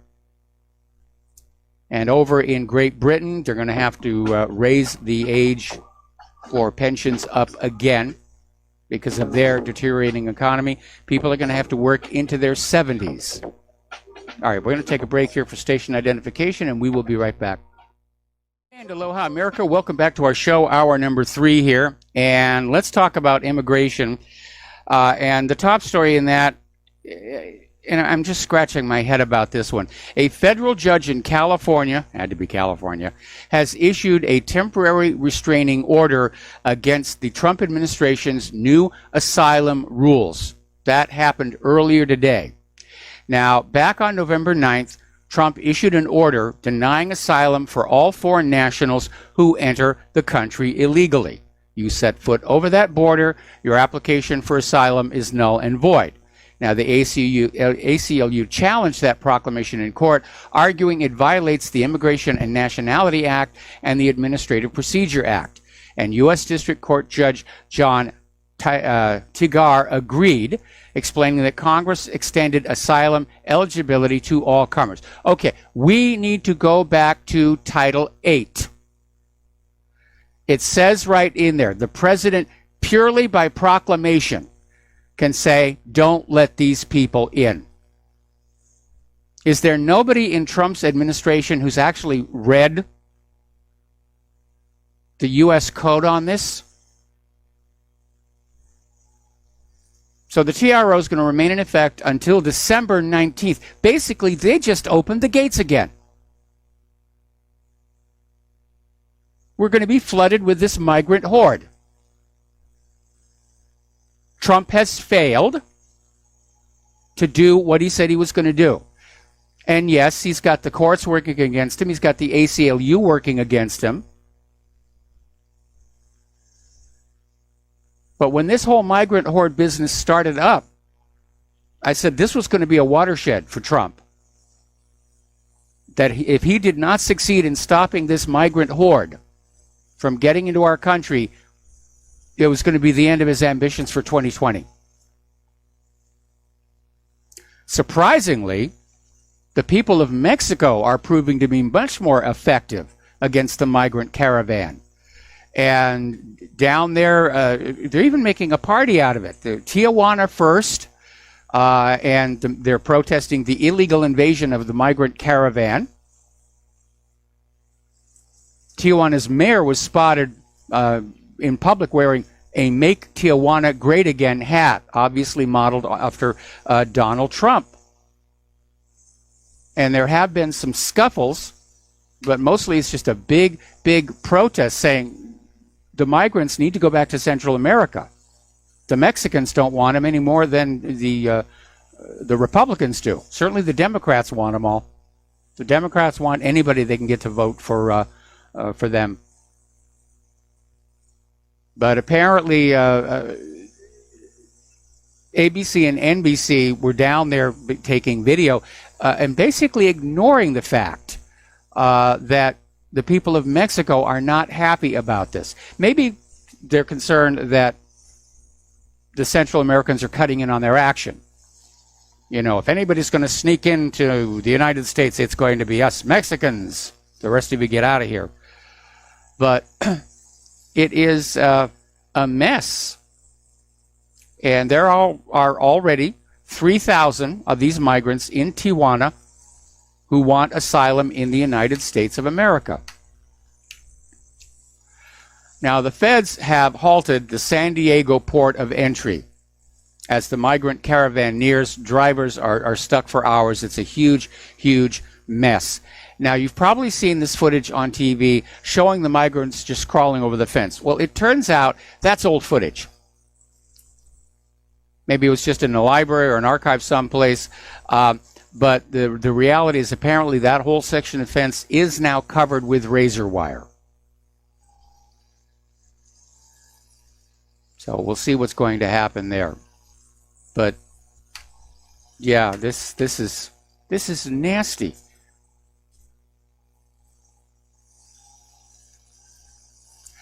The White House is likely to grant U.S. troops on the border with Mexico additional authority to protect Customs and Border personnel if needed. This was announced yesterday, and there was an official speaking on the condition of anonymity, said a public announcement could come around, well, today. Specific details were still being worked on. I think that's a very smart thing to do, given the violence that we have already seen with these migrant hordes. I mean, it's going to be worse than, Black Friday at the local Walmart when they get to that gate, get to that fence here. Over in Great Britain, the UK Labour Party leader Jeremy Corbyn is urging business leaders to reject Theresa May's botched, worst of all worlds deal on Brexit, and he's calling for a general election. So Corbyn closed the annual Confederation of British Industry conference in London yesterday, and the CBI represents 190,000 British businesses that employ a combined staff of 7 million. So this is a power block. So Corbyn basically said that Theresa May's draft Brexit deal is a blindfold Brexit. It will leave the country in an indefinite halfway house without a real say over our future, and Labour will vote down the deal in Parliament. And said that a general election is now the only sensible course of action. Now, I was hearing that they had enough of these letters they needed to force a vote of no confidence. But I'm not hearing any more about that. We're going to do a shout out now to our on-air affiliates who are just now rejoining our network. Over in Germany, there's, again, a big stink going on about sending Syrian refugees back to Syria now that the war is pretty much over. And of course, the open borders people are saying, "Oh no! If they go back, they'll be killed by Assad. They'll be persecuted. They'll be so forth." But apparently, this German journalist went on out and he saw this 28-page classified document, which basically said there is in no part of Syria is there comprehensive long-term and reliable protection for persecuted people. But the journalist came on back and said, basically, the Syrian refugees they have there now, they're ordinary criminals.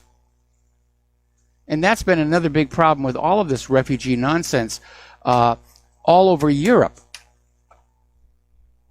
Now, George Soros and his open borders people are trying to play with our heartstrings and say, "Oh, they're fleeing the war, they're fleeing the genocide."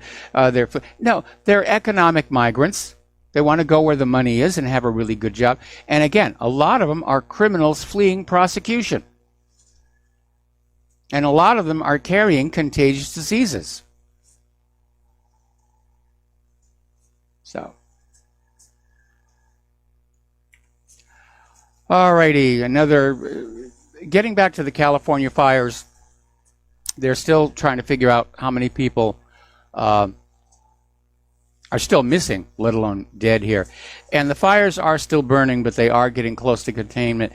They're figuring that the camp fire will be put out toward the end of this month, in another week or so. And now everybody's pointing fingers. What really happened? Of course, Governor Moonbeam is out there saying, "Well, it's human-caused global warming." Obviously it was global warming. It turns out that there have been several bad environmental decisions that were made that basically created this climate for these fires. And Trump is absolutely right. Governor Brown's insistence on protecting the forests instead of managing them and clearing them out is what created this perfect fuel source. Now remember, back in 2016, Governor Brown vetoed a bipartisan bill that mitigated wildfire risks from power lines and utility equipment. And PG&E has admitted that they had 2 power line incidents in the days leading up to the start of that camp fire. Okay, over in Washington State, they have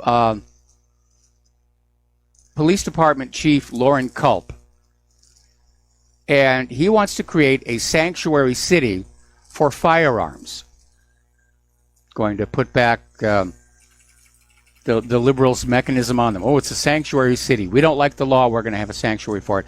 So Washington recently approved Initiative 1639.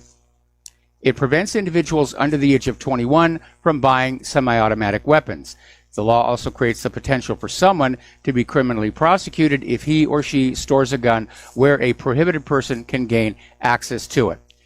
Now, this Police Chief Lauren Culp announced Sunday he cannot and will not enforce the law, and that Initiative 1639 almost eliminates the ability for individuals under the age of 21 to exercise their constitutional rights. He says it goes against my oath of office, and he was even being interviewed on Fox and Friends. So basically, he's trying to get his city, where his department is, to pass the Second Amendment Sanctuary City Ordinance, which would prevent federal and state infringement on the right to keep and bear arms. Now, back when Clara and I lived in Washington State, it was a lot like growing up in New England. Everybody had a gun, and the gun laws were pretty loosey-goosey. People didn't even pay attention to them. I saw guns being bought and sold at yard sales without any paperwork here. Now, here's an interesting story, and it's a good reason why we all should have our Second Amendment guaranteed arms here. More and more towns are declaring that it's illegal to feed the homeless or to help them out. And apparently down in one part of Dallas, Texas, where this is in effect, this group that does feed the homeless, hand out clothing and so forth, have started carrying their AR-15s. And it worked. Nobody bothered them. They were able to hand out all the food, all the clothing, all of this stuff. Nobody bothered with them. Now, over at Kansas City, as you know, they got into a real bad PR disaster when the health department of Kansas City basically went into this operation where volunteers were cooking food for their homeless in Kansas City, and the health department poured bleach all over this freshly prepared food and threw it in the trash bin.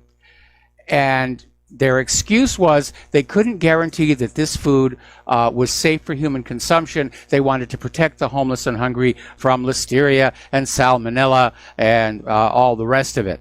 And of course, it makes absolutely no sense. These people are going to be a lot safer and healthier eating this freshly prepared food than digging around in the trash dumpster, you know, grabbing onto all that romaine lettuce that's just been thrown away. Well, the Kansas City Department of Health has promised they're not going to do this ever again. They're not going to pour bleach on food meant for homeless people. Unfortunately, they have not promised not to destroy food again. And I think the real agenda here, again, is, you know, go to the store and buy your food. Go on down to that safe, inspected, healthy supermarket there and buy yourself a bunch of romaine lettuce. All right, we're going to take a phone call from Frank in North Carolina. Aloha. Welcome to the show. What's on your mind? Yeah, Mike, what's on my mind is I'm not really too familiar with this group. I've heard of them probably over the past year once or twice. They're a civic national group, which is distinguishable, I guess, from a white nationalist group. They don't, distinguish or among, about race or anything like that. But I had received a message this morning from someone who may know more about them than I do. But they apparently on Drudge this morning, they reported that the FBI had declared this group a terrorist organization. And, it's just amazing. I haven't heard anything like this with the Antifa, which I'm a lot more familiar with Antifa. Yeah. And I think maybe the Proud Boys have gotten into it, physical altercations publicly with the Antifa. But I don't know. I think this is something. I was wondering if you had an opinion on it. Well, I'm concerned that this may be more fake news that is getting shoved on out there before before we really check it on out here, because apparently the document making the claim that the FBI has classified them as a terrorist group, actually an extremist group with ties to white nationalism, is coming out of Washington State law enforcement. And why isn't this coming out of the FBI itself? But it looks to me like somebody is trying to demonize any white people who get together to form a support group to counter some of these other groups that are getting together to scream about us evil white heterosexual males. Yeah, as far as I know, this isn't even a white group or a so-called white group. They have other races in their group as well. But anyway, I just thought it was interesting, but maybe it hasn't been totally vetted yet.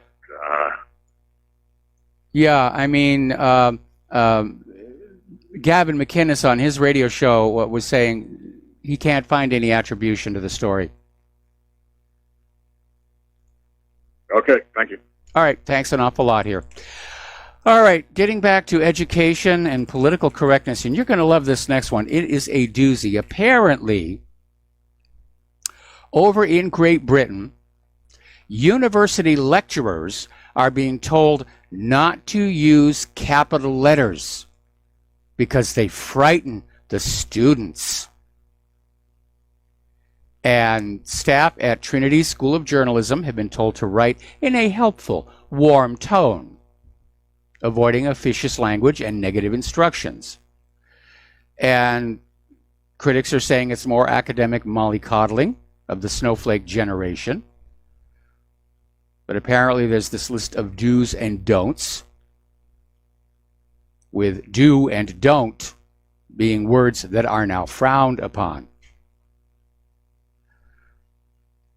I think we found where Dolores Umbridge went after she left Hogwarts. Anyway. Oh, you're going to love this next one here. Okay. Grandmother Dasha Fincher was arrested by police and thrown in jail for months.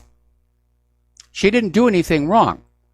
Police couldn't tell the difference between cotton candy and meth. Now, she's finally out and she's starting to sue like crazy. But apparently, these two police officers, Deputy Cody Maples and Deputy Kevin Williams, asked what she was carrying in the bag, and she said it was cotton candy, and they did not believe her. So they basically took a sample of the powder. Apparently it was cotton candy before it had gone through the cotton candy machine. So they ran this little field test with a lab kit that gave a positive for meth. Now the problem is these kits are known to produce false positives repeatedly. And yet the police departments continue to buy them and use them. And maybe that will stop because the grandmother is now suing everybody involved. And again, it's just insane what's going on out there. Over at Twitter, in an interview in the New York Times, the co-founder of Twitter, Evan Williams, literally apologized because Twitter helped play a role in electing Donald Trump to the White House. He was out there saying it's a bad thing, Twitter's role in that. If it's true that he wouldn't be president if it weren't for Twitter, I'm sorry. It's getting a little bit out there. Now, the president has credited Twitter with his election. I wish he'd give more credit to the independent media. We worked really, really hard to counter the corporate media, and I don't understand why Trump has turned his back on Julian Assange. Anyway, we got to take another break for commercials. We'll be right back. Aloha, America. Welcome back to our show here. And Facebook is now in even more trouble. Apparently, down in South Sudan, somebody posted an ad on Facebook to auction off a child bride. And basically, it was a 17-year-old girl who ultimately was sold for 500 cows, 3 cars, and $10,000 in cash. And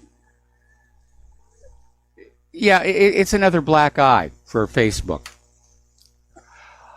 All right, CDC is apparently starting to up the ante regarding this polio-like disease. They're still describing it as polio-like. Trust us, it's not really polio. They've come up with this acute flaccid myelitis is what they're describing it as, or they're calling it. But when this first showed up, doctors were saying, it's polio. Polio's coming back.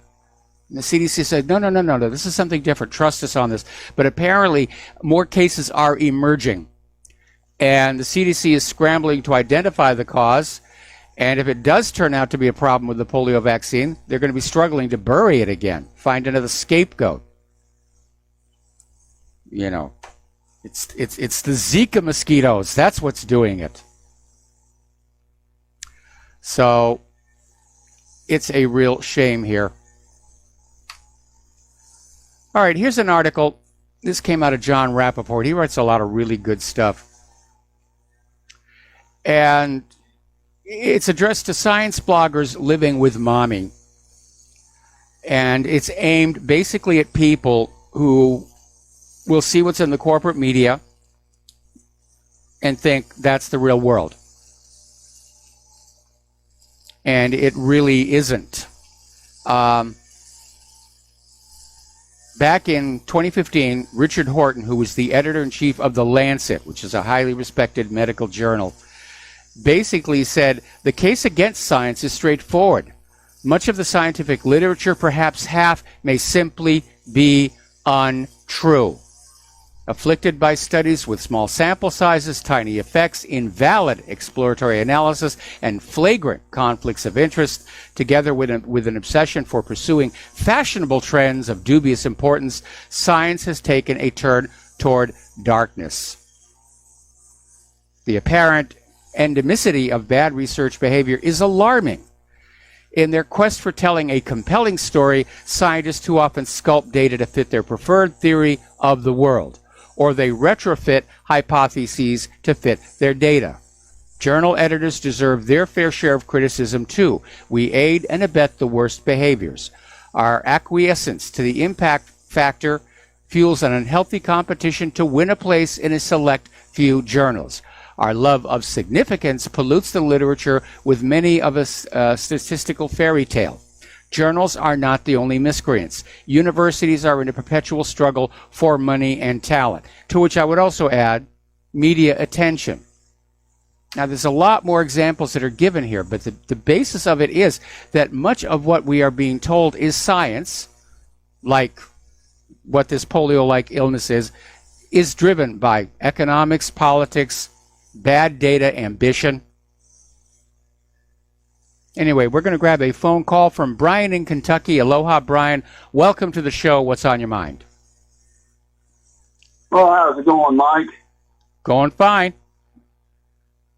Good, good. Hey, I wanted to talk to you about the Whitaker guy, the acting attorney general. Yeah. And, and how the Dems are kicking up about him being appointed the interim attorney general. Oh, yeah, they want him out. Back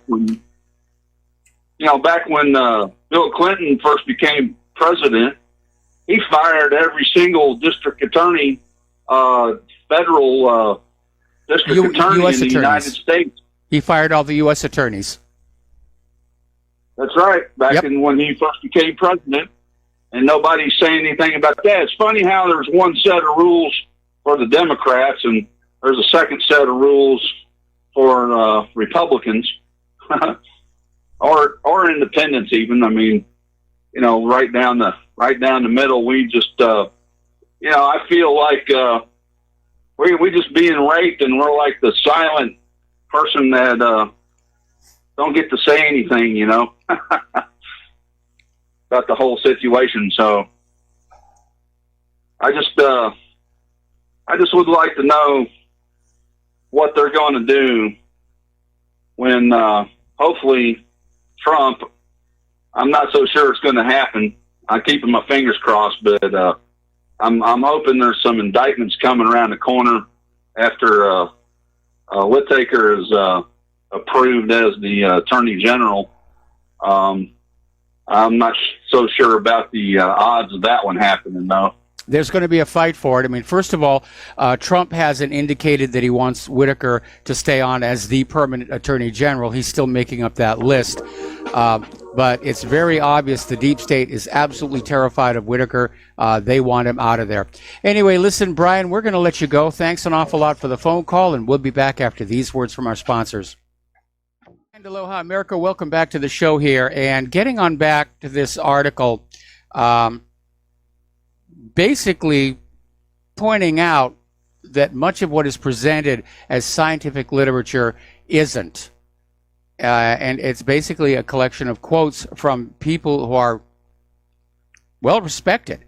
For example, Marcia Angel, who was the former editor of the New England Journal of Medicine, wrote once in the New York Review of Books in 2009, "It is simply no longer possible to believe much of the clinical research that is published or to rely on the judgment of trusted physicians or authoritative medical guidelines. I take no pleasure in this conclusion, which I reached slowly and reluctantly over my 2 decades as an editor of the New England Journal of Medicine." Then we have, 2005, John P. Ioannidis, Department of Hygiene and Epidemiology, University of, School of Medicine. Oh, this is in Greece. basically saying there is increasing concern that most current published research findings in all scientific fields are false. A research finding is less likely to be true when the studies conducted in a field are smaller, when effect sizes are smaller, when there is greater financial and other interest and prejudice, and when more teams are involved in a scientific field in chase of statistical significance. Simulations show that for most study designs and settings, it is more likely for a research claim to be false than true. Moreover, for many current scientific fields, claimed research findings may often be simply accurate measures of the prevailing bias. There is increasing concern that in modern research, false findings may be the majority or even the vast majority of published research claims. Okay, going back to Richard Horton, editor of The Lancet, and it's a repeat of the quote that we had before. But basically what's going on here is that we know the corporate media lies to us all the time. And we know the government is lying to us all the time. We know certainly that up until recently, the church has been lying to us about child sexual exploitation. And there's kind of the link there, because in medieval times, even Renaissance times, people would look at a priest in their robes and say, oh, this person is incorruptible. I will believe what they tell me to believe. But over time, people have moved away from religion. And people understand that clergymen are not, in fact, scientists. And as the world has become more scientific and technological, those who are in power have been corrupting the sciences and the scientists. Scientists are the new priesthood. They don't have a religious robe. They have a white lab coat. They're not holding a Bible. They're holding a clipboard. And they will proceed to tell you things. And you have been raised in the school system to basically presume that if it's scientific, it must be so. But just calling it scientific does not make it so. For one thing, what these editors of these journals was saying was accurate. The system is distorted by financial pressures, by other outside interests. And the desire for media fame, that's a lot of what powered the human-caused global warming scam. If you would hop on board with Al Gore, you were going to get your face on TV, you were going to get funding. Life was going to be good. Speaking of which, apparently 6 inches of snow nearly paralyzed the New York area, and it got really bad. Drivers were trapped on gridlocked, snowy roads for hours. Middle schoolers in New Jersey had to spend the night at the school. The upper level of the George Washington Bridge, one of the busiest bridges in the world, came to a standstill with drivers being forced to abandon their cars. So this was an early winter storm, apparently unexpected, and they weren't prepared for it. There's all kinds of recriminations and second guessing about what went wrong. And Mayor Bill de Blasio said the city was caught off guard by the ferocity of the storm. And part of the problem was early forecasts predicted it would be a light dusting at best. So at Central Park, there were 6.4 inches of snow at 5 a.m. Friday, the biggest one-day November snowfall in 136 years. More confirmation, it's going to be an early, hard winter. And another reminder that all of these weather forecasting people, they're not very good. They're not very good.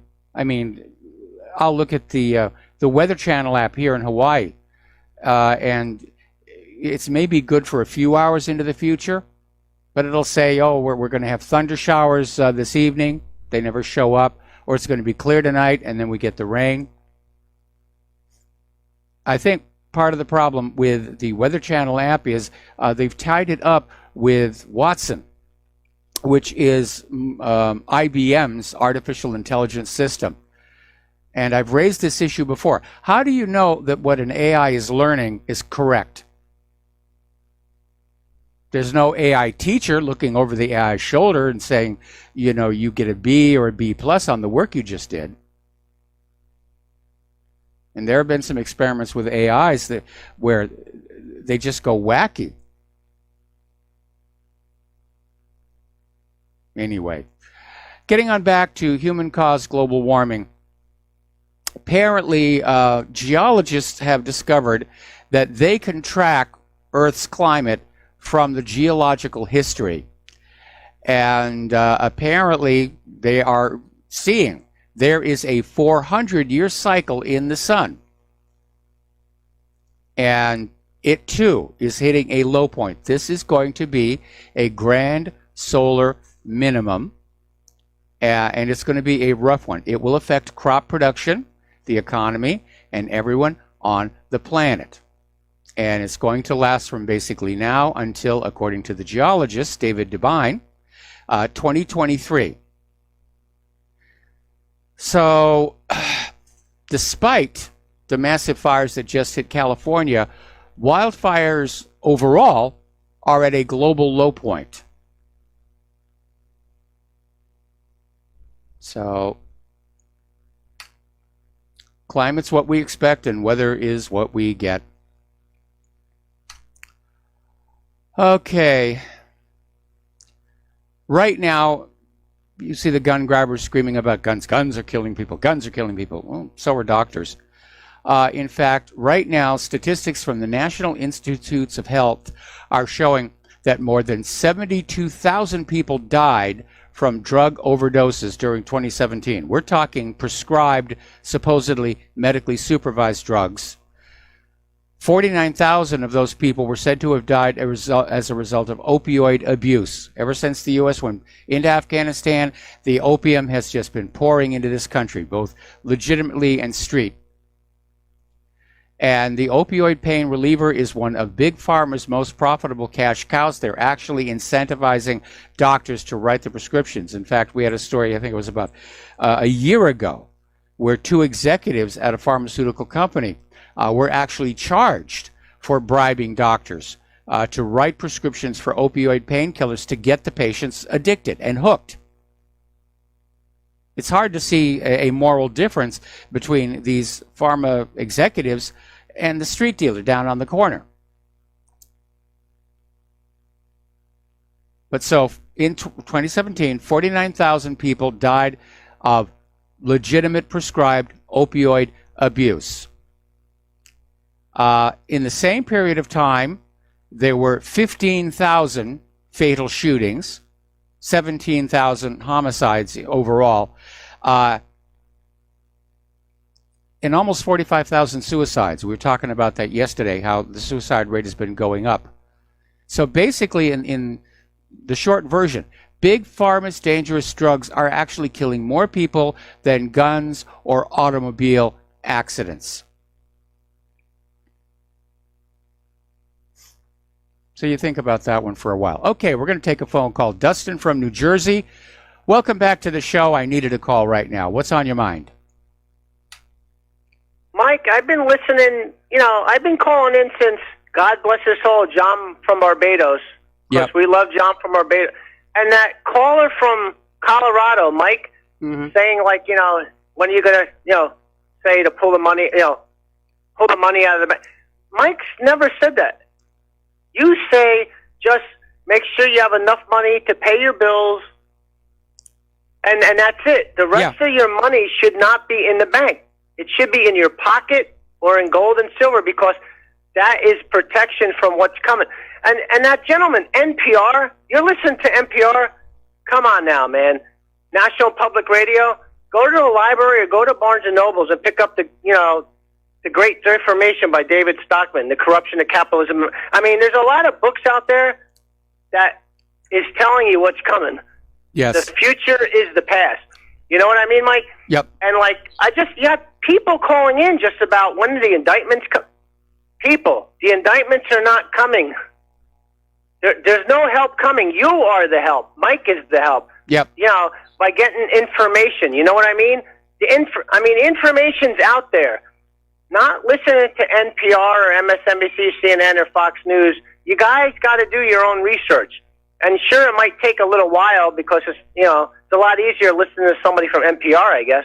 But I mean, that dude was totally wrong. I mean, if you keep your money in the bank, you're a fool.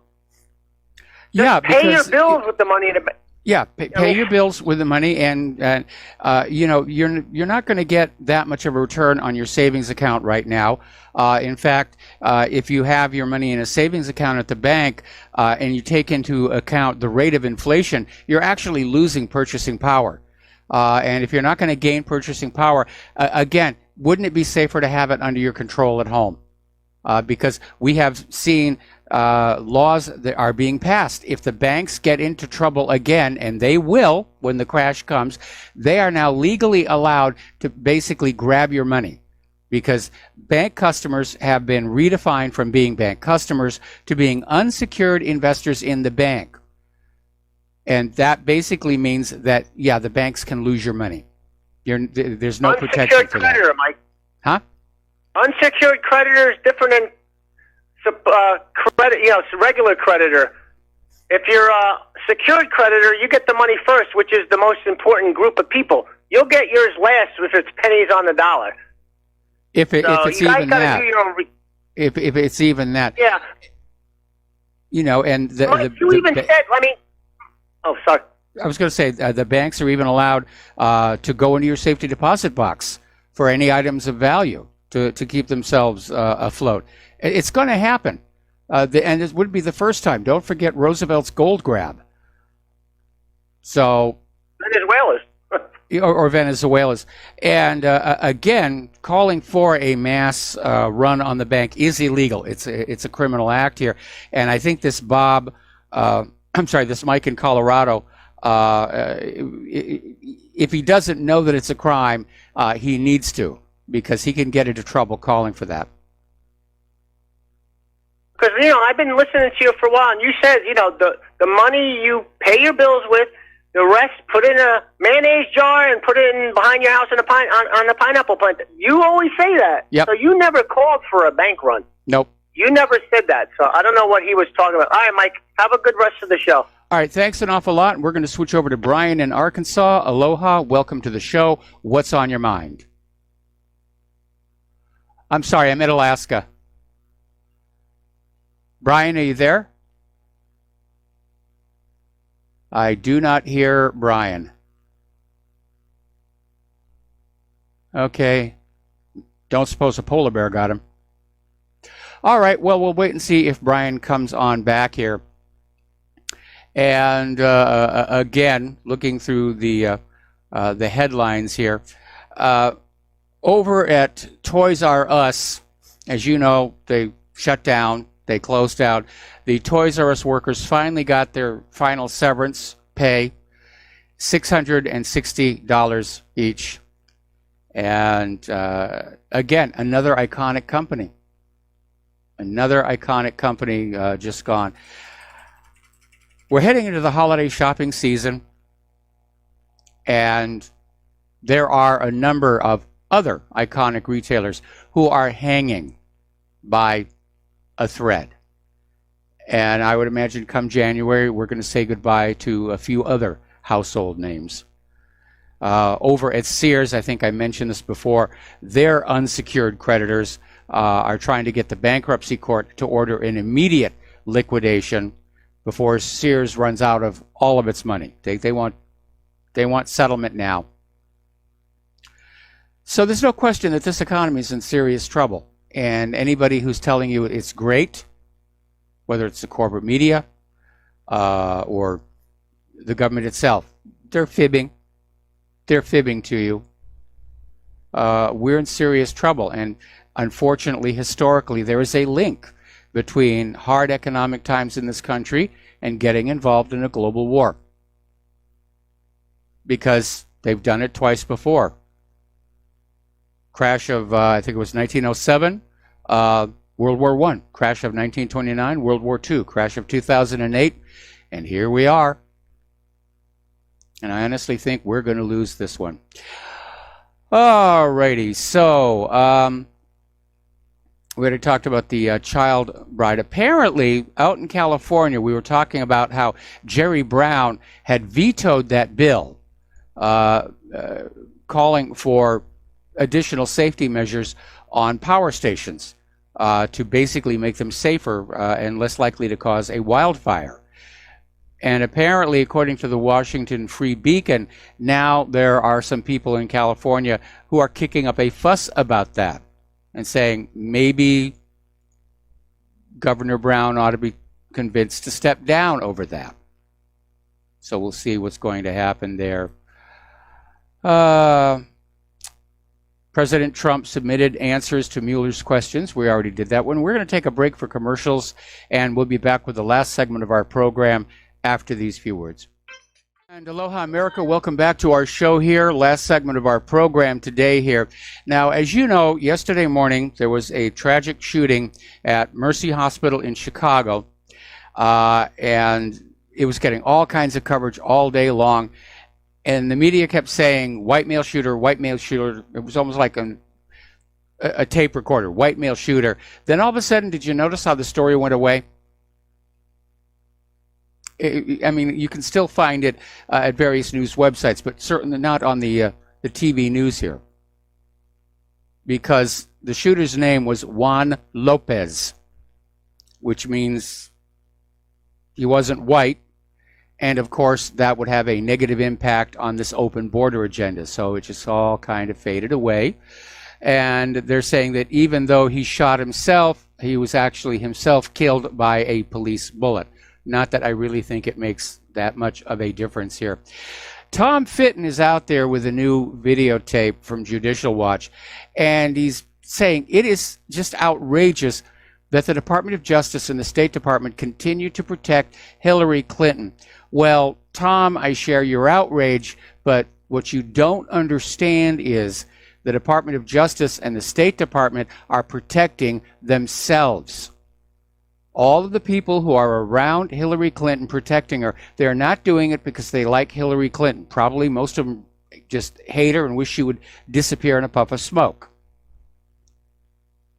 But look at all the corruption that has surrounded the Clintons. You don't think people in Washington, D.C. have been dipping into that?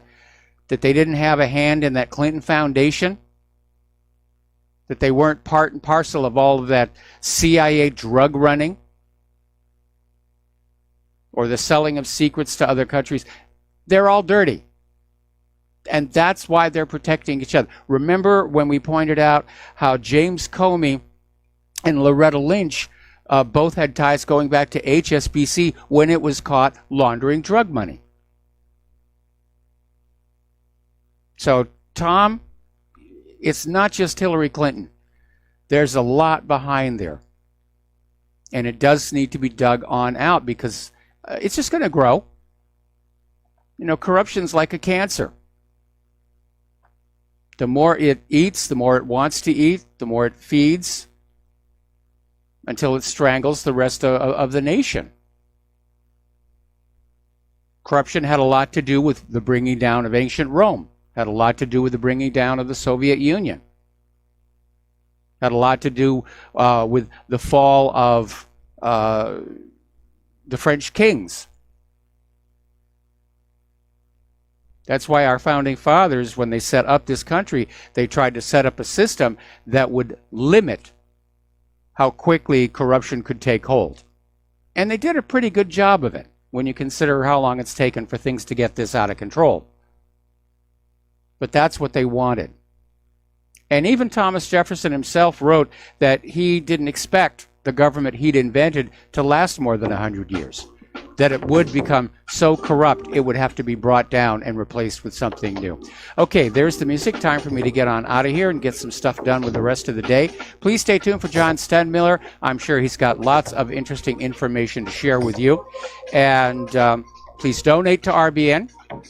We'll be back tomorrow. Aloha, America. Oh, yes, and the lovely Lady Claire will be in hour number 3 since we are going to be on best of shows Thursday and Friday. We'll be right back tomorrow. Aloha, America.